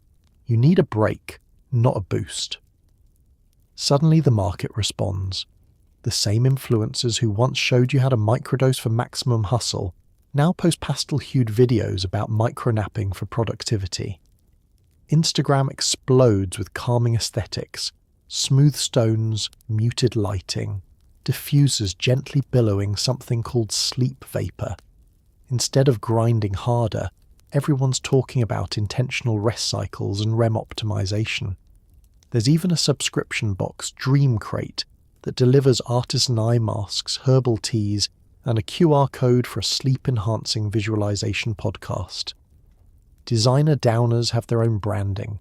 Minimalist jars labelled Slumber Synth or Lullabium, soft blues and lavenders, and claims like biohacked tranquility or science-backed serenity. Each packet comes with instructions that sound like bedtime stories. Dissolve under tongue as you sink gently into the mattress, best paired with gentle flute music and an absence of existential dread. You wonder if it's the chemical or the suggestion that's really working. You try your first downer, a dissolvable tablet with a vague promise of lucid dreams and reduced Sunday scaries. The effects are subtle. Your muscles unwind. The world grows soft around the edges. You fall asleep while reading about the sleep-enhancing properties of yuzu extract. You wake up 8 hours later, unsure if you dreamed in colour or just spent the night discussing your feelings with a cartoon sheep. The science, at least, is trying to keep up. Researchers race to identify the perfect molecule for sleep that won't leave you groggy, addicted, or sleepwalking into the neighbour's garden. There's a whole subculture of nap hackers who test, log and review every new product, complete with graphs, sleep scores and philosophical debates about the ethics of REM extension. Their trip reports are a little less wild. Fell asleep in 5 minutes, dreamed about bread, woke up refreshed. But the community is thriving. Of course, not every downer is created equal. Some deliver the gentle embrace of a lullaby, others the uncompromising power of a tranquilized elephant. You learn the hard way that dosing is crucial. Too little, and you're lying awake listening to your fridge hum. Too much, and you wake up 3 days later convinced you've missed a minor national holiday. There's always one friend who overdoes it and claims they dreamed the entire plot of a lost season of Friends with better writing. Meanwhile, the hustle culture crowd rebrands sleep as active recovery.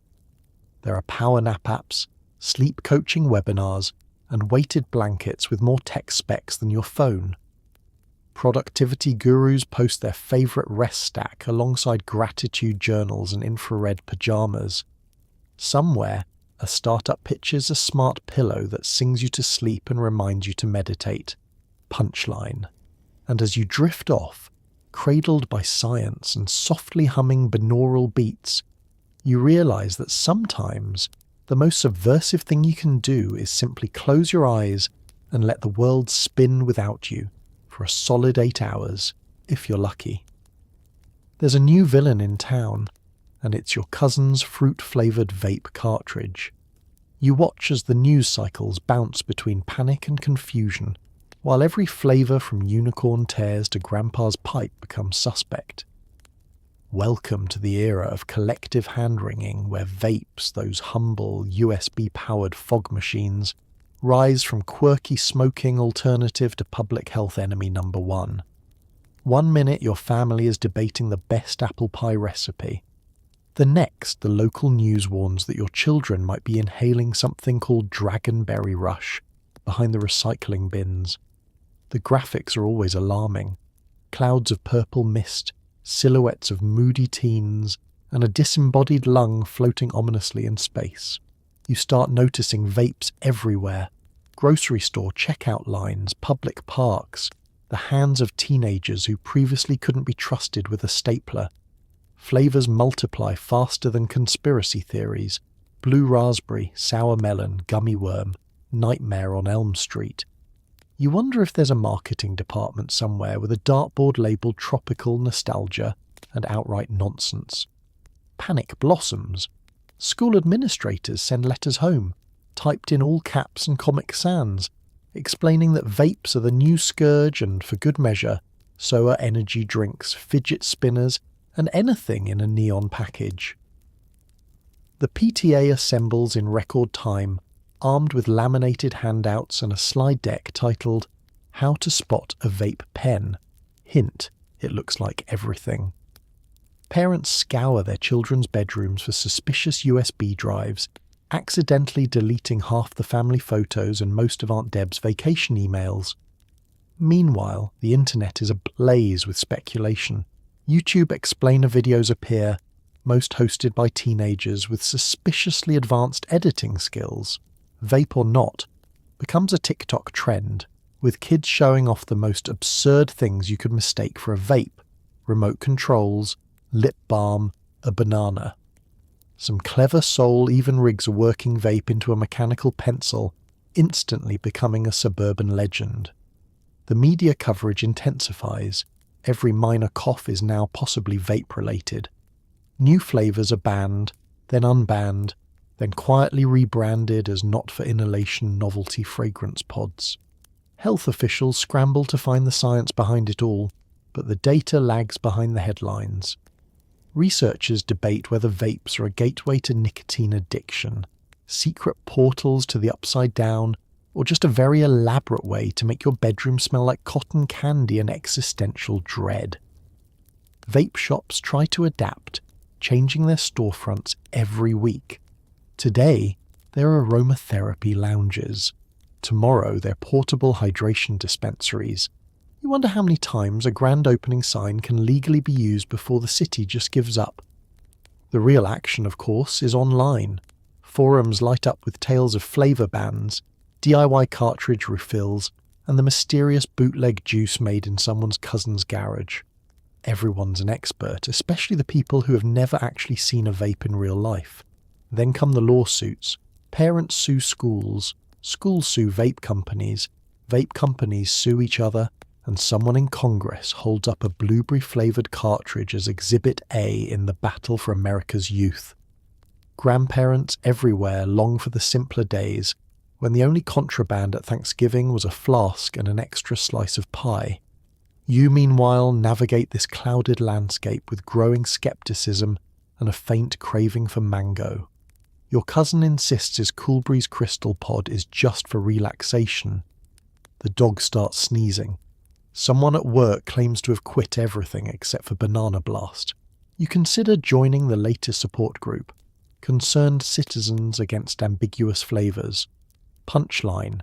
And as the vape panic drifts on, you realise that, much like the vapour itself, this too shall dissipate, leaving behind a faint whiff of drama, a new collection of half-empty cartridges, and at least one PTA slideshow you'll never forget.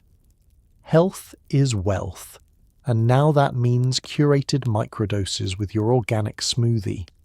You're invited to a wellness retreat and realise it's just a rebranded rave with more electrolytes and fewer regrets.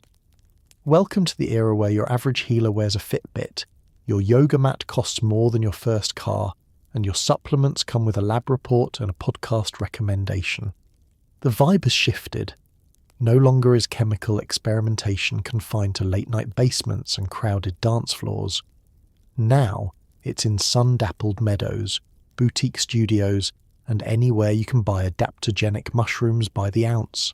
You arrive at the retreat, a sprawling glamping resort called Transcentopia, armed with a reusable water bottle, a suspiciously heavy wellness tote, and a vague sense of open-mindedness. Your itinerary promises holistic integration, guided gratitude journaling, and most importantly, bespoke microdosing for optimized performance. The group leader, who introduces herself as Celestia, certified breathwork alchemist, greets you with a crystal-infused handshake. Everything is optimized for balance. Breakfast is chia pudding with hemp hearts and a tiny pipette of something labelled Clarity Elixir. "It's for your aura," whispers the retreat chef, who may also be a Reiki master and definitely once DJ'd at Burning Man. Yoga class comes with optional focus tabs, microdoses designed to align your chakras and possibly your tax returns. Gone are the wild swings of old-school designer highs. Now everything is subtle. "You shouldn't even notice it," Celestia says reassuringly, handing you a daily sachet labelled Presence Plus. It's about gentle elevation. You pop it in your mouth, wash it down with charcoal lemonade, and realise the only thing you feel so far is very, very hydrated. Wellness influencers have joined the scene, armed with ring lights and meticulously filtered Instagram feeds. They post sunrise selfies captioned "blessed" and "microdosed," and share flowcharts showing the synergy between nootropics, breathwork, and kombucha. The old rave crowd is here too, just older, quieter, and now carrying yoga mats instead of glow sticks. Instead of rolling, everyone is flowing. Instead of Monster energy drinks, it's herbal tonics and something called Zen Fizz. You're introduced to the newest wellness trend, Kombucha Combat, a game where contestants drink increasingly potent probiotic blends while holding tree pose and reciting affirmations.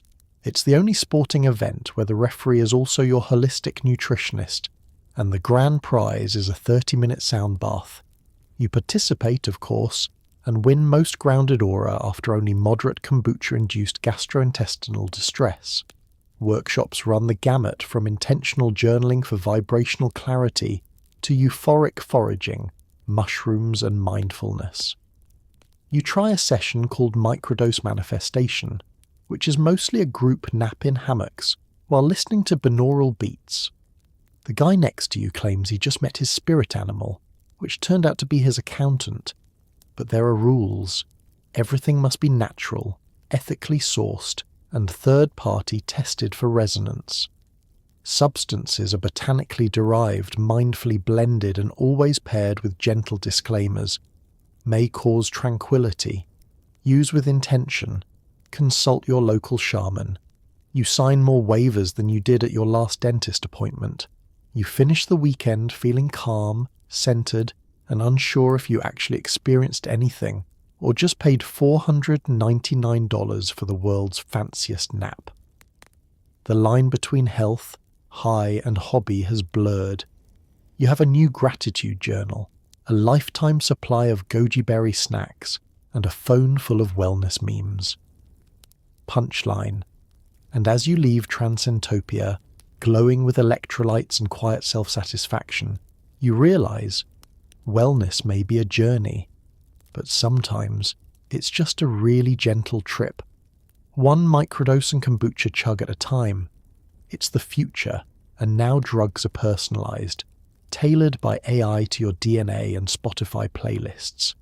Side effects may include euphoria, enlightenment, or accidentally writing a 45-page business plan for glow-in-the-dark kale. Welcome to the brave new world of algorithmic highs, where the line between science fiction and your Tuesday afternoon has officially vanished. Here, you don't buy a pill, you download a protocol. You don't try a dose, you train a neural net. The humble grudge chemist has been replaced by a startup called Euphratech, headquartered in a building shaped like a nootropics capsule and staffed by people who refer to their brains as beta hardware. The experience begins with the user journey. You upload a saliva sample, a selfie, and a screenshot of your favorite playlists. An app crunches your genome, personality type, horoscope, and the emotional undertones of your chill vibe Spotify mix. You answer questions. How do you like your introspection? Would you prefer a lucid dream or just a really productive brunch? Within minutes, your AI guide, Serafina, who sounds suspiciously like your old high school principal, recommends a microcapsule, a flavour, and a soundtrack to match. Everything is bespoke now. Your best friend gets Euphoria Boost 2.7, notes of yuzu and gentle nostalgia. You get Quantum Glow, a dissolvable strip that promises energized tranquility and the memory of a sunset you once saw in 1998. There's even Reflecti Drop, which promises enlightenment, or at least a well-organized desktop and 3 new ideas for side hustles. The products ship in packaging that could win design awards, biodegradable, holographic, and encoded with your personalized vibe signature. Each comes with an NFC tag. Tap your phone and Serafina greets you. Welcome, Ray. Ready to optimize your evening? The future is here, and it wants to know if you're hydrated. The AI-powered journey doesn't stop at consumption. Your smart home syncs with your high. The lights dim to match your mood. The fridge locks itself if you get too ambitious.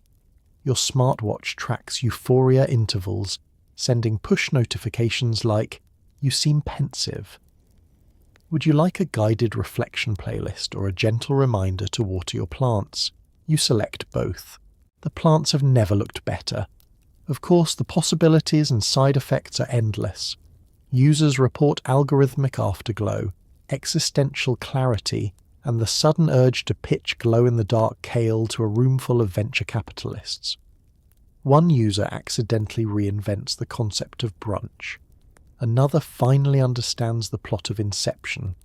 You realize you're writing your second business plan of the evening, this time for microdose meditation yurts, now with AI soundscapes. There are downsides. Sometimes the algorithm overshoots. Your playlist turns melancholy and your capsule has you pondering the existential crisis of lost socks. A software update rolls out and suddenly half your city is dreaming in binary. Customer support, another AI, apologizes with the warmth of a weather app. "We value your bliss. Please reboot and microdose again." Regulation, as always, lags behind. Lawmakers debate the ethical implications of mood optimization tokens, while the FDA launches an app just to track the apps tracking your moods. There are think pieces, podcasts, and at least one viral TED Talk about the gamification of happiness. Nobody's really sure who's in charge, but everyone agrees the playlist quality is up. You reflect on how far things have come, from basements and bath salts to DNA-matched serenity. You're not sure if you're enlightened or just riding the world's most sophisticated placebo, but either way, your brain feels premium. Punchline. And as you drift off, lulled by a personalized binaural track and a notification that your bliss algorithm has auto-tuned your REM cycle, you realize the future of high isn't just about chemistry, it's about code, curation, and maybe, just maybe, a little glow-in-the-dark kale. At the end of this dazzling, delirious journey, you sit back and wonder, did anyone, at any point, have a clue what was going on? Probably not. But wasn't it fun pretending? You pause, mentally scrolling through the highlights reel of decades spent chasing the cutting edge of consciousness, lab mishaps, neon-lit dance floors, regulatory ping-pong, and the mysterious powder in the back of your sock drawer labelled question mark in Sharpie. There's an odd comfort in realizing that the story of designer drugs is really a story of glorious improvisation. The chemists, clubbers, regulators, and wellness warriors all shared a single mantra. Let's try it and see what happens. It began in the era of unheated basements and wobbly chemistry sets, equal parts hope, curiosity, and mild disregard for safety goggles. You remember the first time you tried to follow a recipe printed on a dot matrix printer, only to discover that half the ingredients were either misspelled or, in one case, a type of soup. But that didn't stop anyone. You learned, mostly through spectacular failure, that experimentation was its own reward, sometimes enlightening, often messy, always memorable. The club scene, a social laboratory with a dress code, mandatory glitter, and at least one questionable haircut. There, you met people who claimed to have unlocked the secret of the universe, or at least the secret of the glow stick. You navigated crowds where everyone was an expert, a philosopher, or a DJ, or, more likely, all three at once. Your best insights arrived somewhere between the bass drop and the group hug, only to vanish the moment the sun came up. As the molecules multiplied, so did the mythology. Each new miracle compound came with legends, rumours, and a healthy dose of confusion. The law tried to keep pace, only to be foiled by the speed of creative chemistry. Whole careers were built on knowing just enough to stay out of trouble, and on never ever admitting how much you didn't know. And so, the dance continued. New highs, new bands, new loopholes, new acronyms. It was as if the universe itself enjoyed a good punchline. You think about the forums, the chat rooms, and the endless scroll of advice. Half of it genius, half of it gibberish, all of it posted by someone using an anime avatar and the phrase for research purposes only. You remember being comforted by the fact that everyone else was just as confused as you. There's a peculiar solidarity in collective uncertainty. If someone claimed to have it all figured out, you knew they were the first one who would accidentally start a small fire. Now, the landscape has changed again. The market is global, the branding is beautiful, and the influencers have mood partnerships. But the core spirit remains unchanged. A restless curiosity, an urge to tweak the recipe, to see what happens when you mix A with B and hope you don't accidentally invent a new kind of glue. Whether it's A, I recommending your next microdose, or a guy named Phil selling Quantum Zen out of his garage, the only guarantee is that nobody's really in control. And yet, somehow, it all works, mostly. The disasters become stories, the close calls become lessons, and the wildest nights become the folklore you tell to the next generation of brave, bewildered experimenters. You realise that the experts are just the people who failed more times than you, but kept notes. Punchline. And as you settle in, staring into the rearview mirror of a history written in chemical equations, glitter, and a whole lot of trial and error, you accept the greatest truth of all. No one knew what they were doing, but in the end, that's what made the ride worth taking. Here's to not knowing and to pretending together. Every scene has its legends, and yours is filled with mysterious figures who supposedly cooked up substances that could open your third eye, your wallet, and your neighbour's garage door. You hear whispers of recipes scribbled on napkins, passed hand to hand at midnight parties, and probably lost forever in a laundry mishap. Somewhere out there is the holy grail of highs. If only you could decode that one ingredient written in smudged pencil and possibly Sanskrit.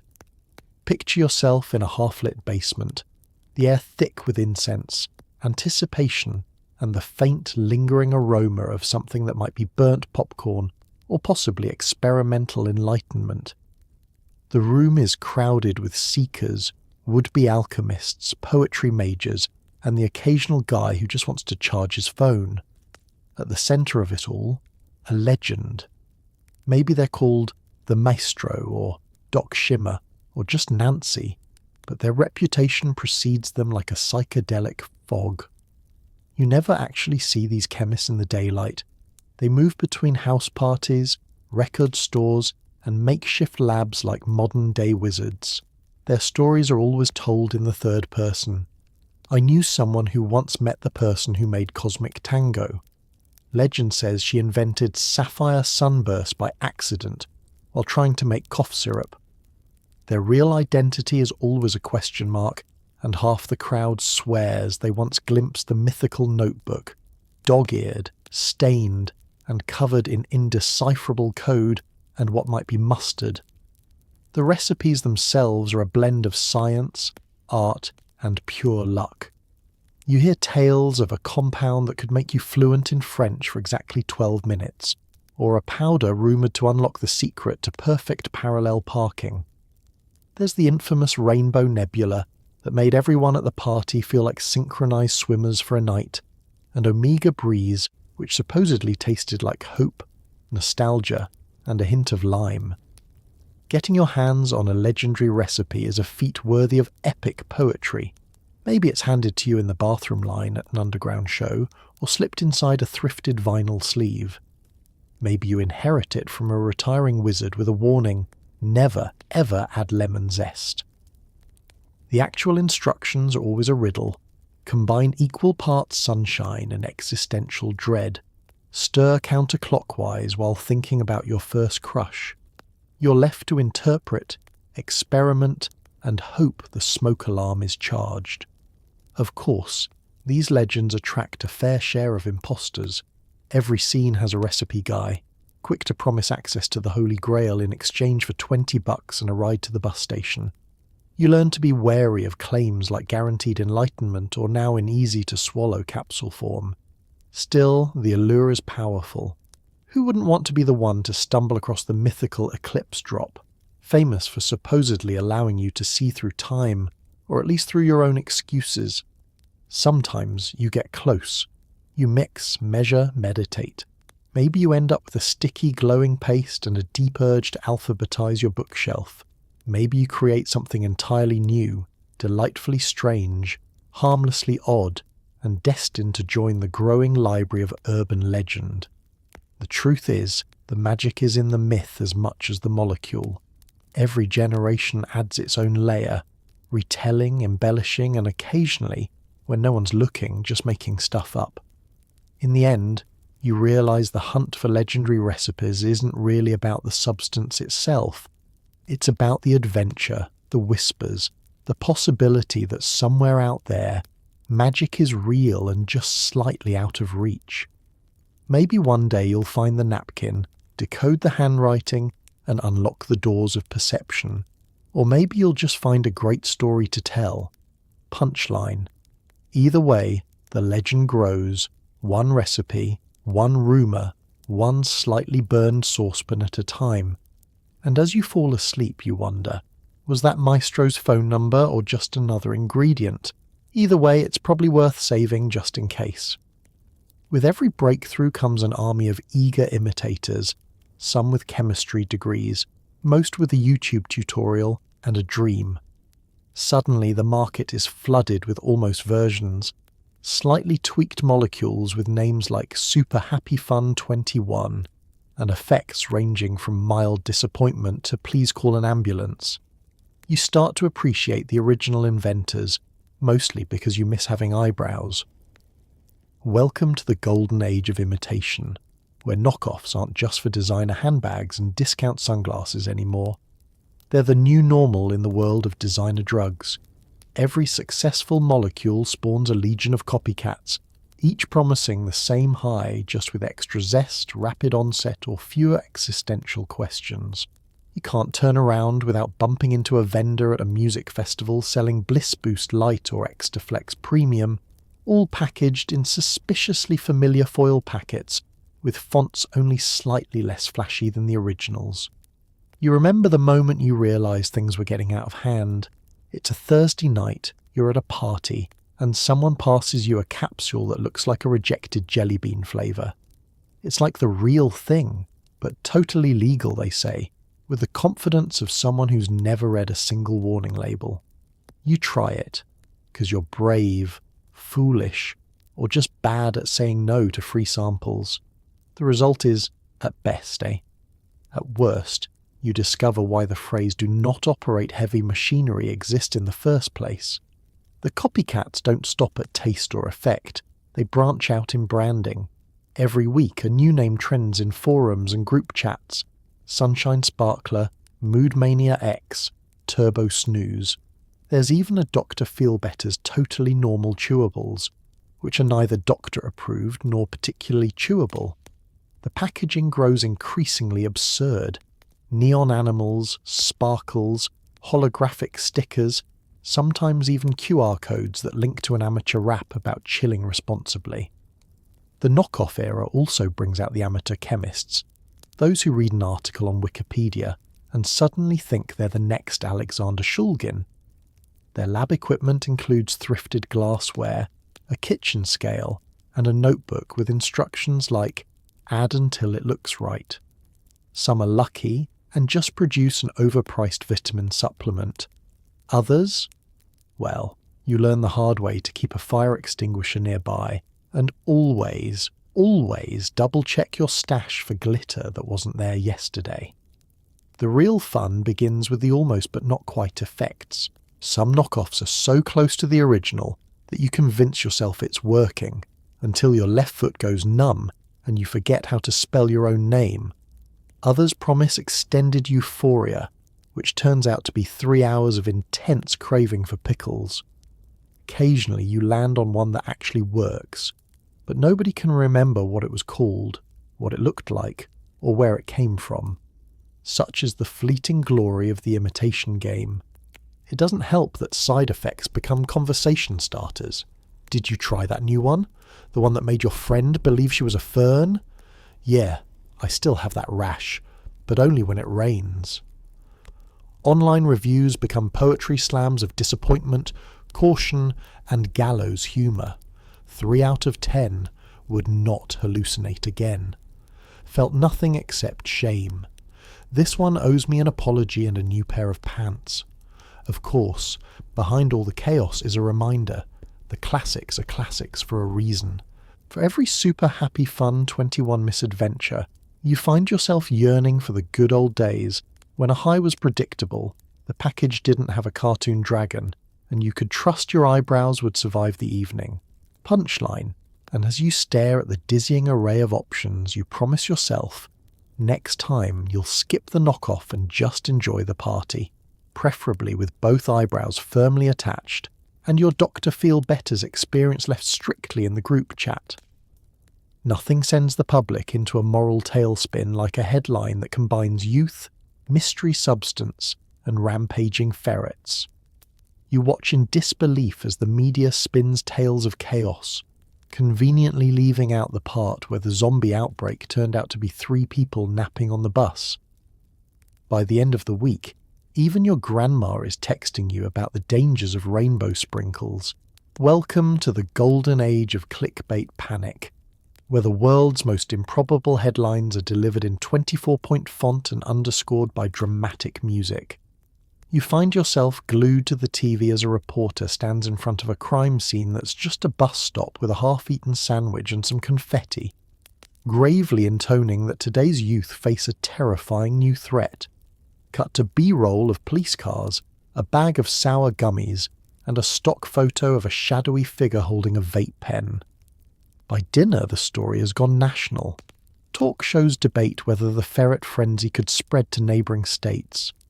Local officials appear on air to promise a full investigation and swift action against any rogue rodents. Your phone pings with frantic group text from relatives demanding you be careful out there and say no to rainbow sprinkles. You wonder when candy became a controlled substance. It's a familiar pattern.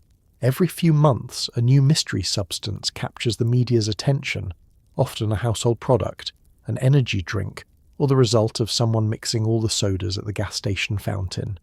Social media jumps in. Memes, parodies, and fake warnings start circulating faster than facts. One viral post claims to have photographic evidence of bubblegum zombies loose in the mall.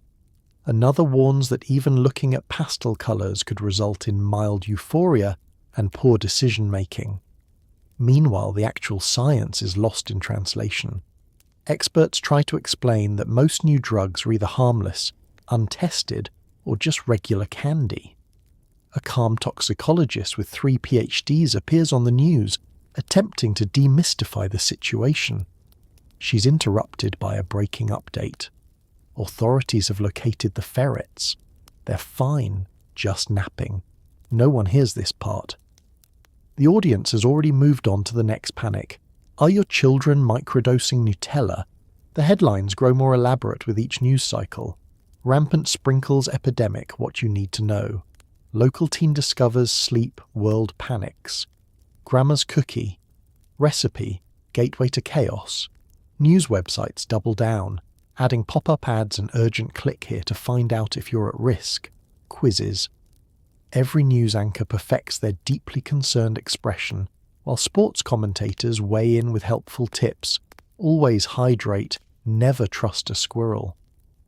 You begin to notice that the panic is cyclical, following the school calendar, election cycles, and the lunar phases.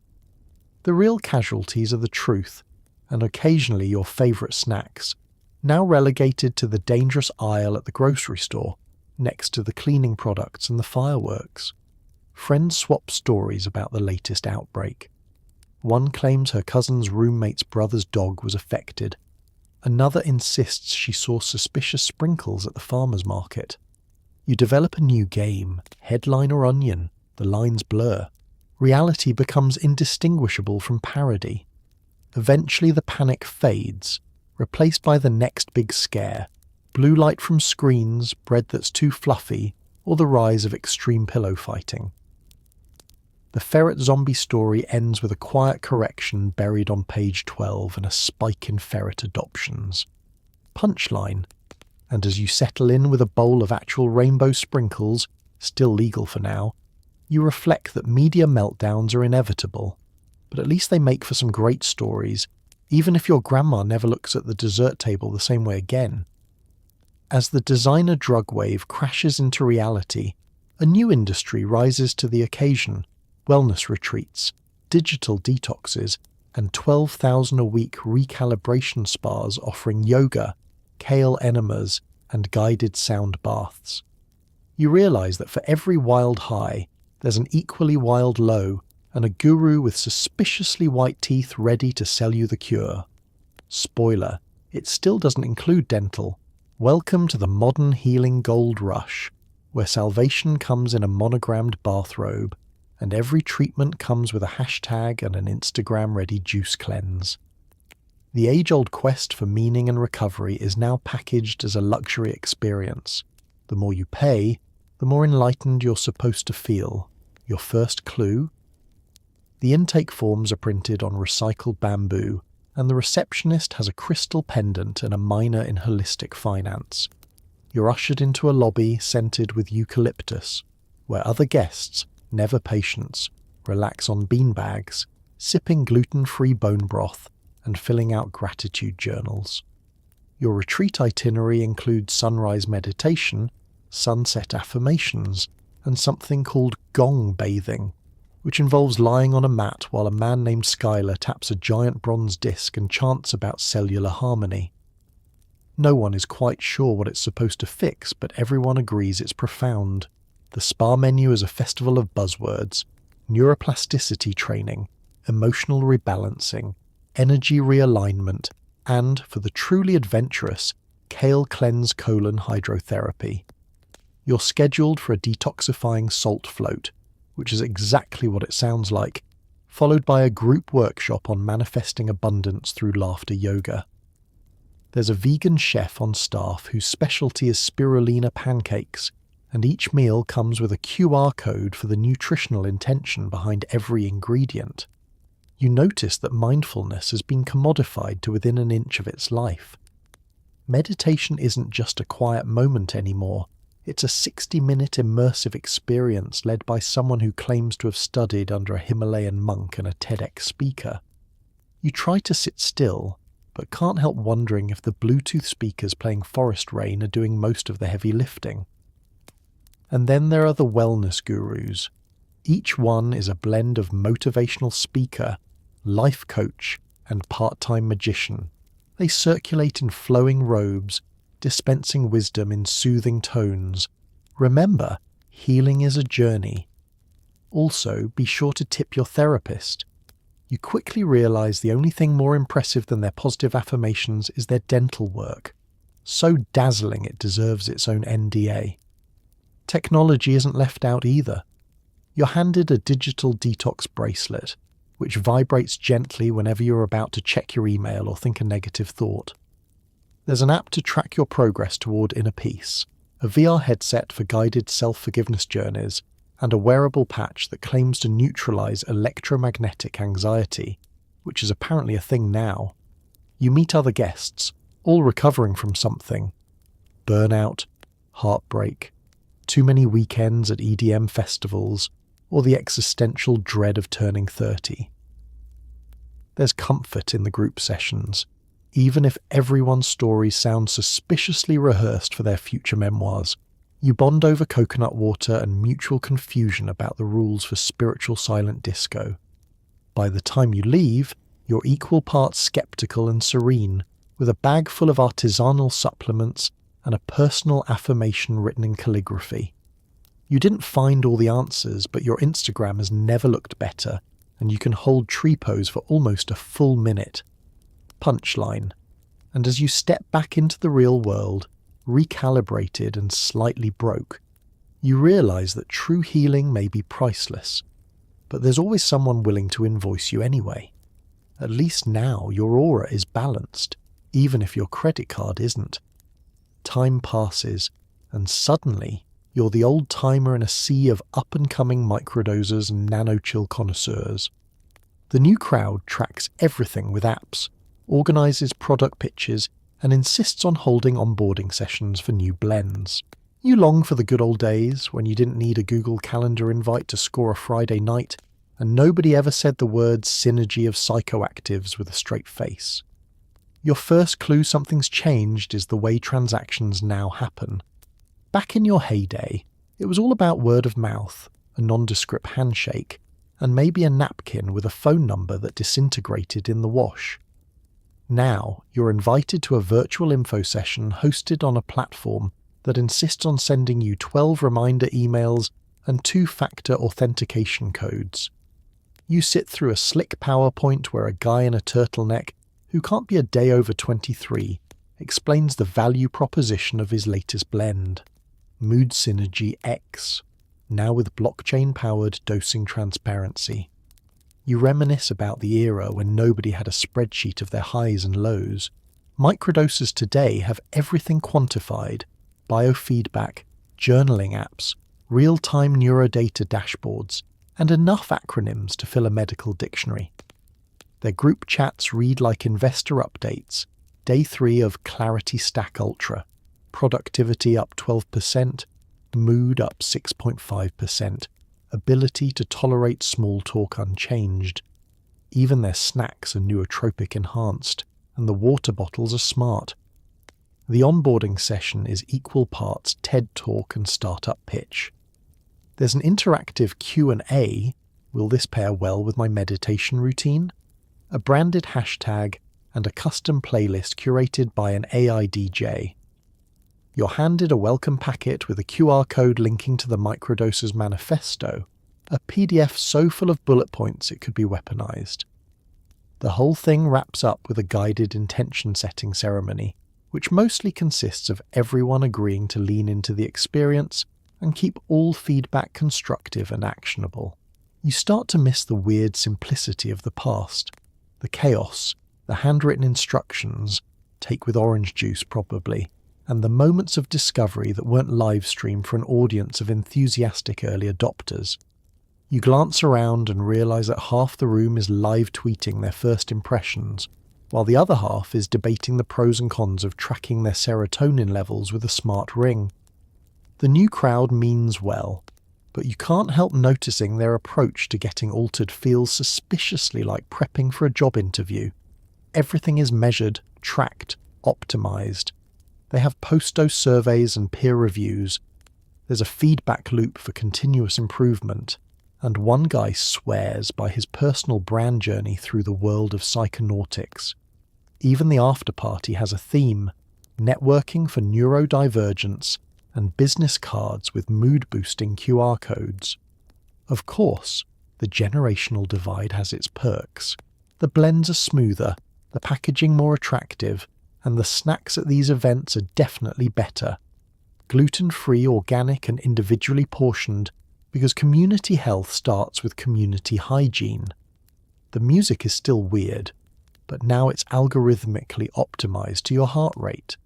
Somebody hands you a sample packet labelled Gen Zest for the Inner Explorer, which comes with a playlist and a coupon for a meditation app.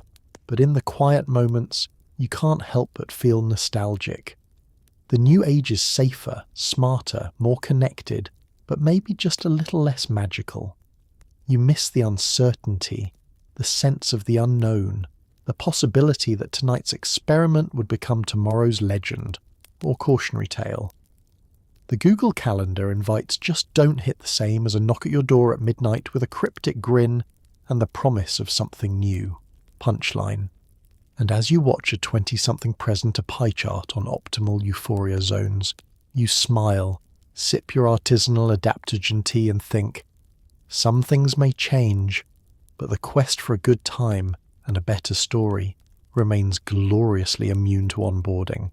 So tonight, as you nestle deeper into your clean sheets, hopefully with no trace of experimental chemicals or suspicious vials under the pillow, take a moment to marvel at just how weird, stubborn, and occasionally brilliant people can be. You've just drifted through a kaleidoscopic history of underground chemists, rave culture, legal loopholes, and a parade of molecules with names only a pharmacologist could love.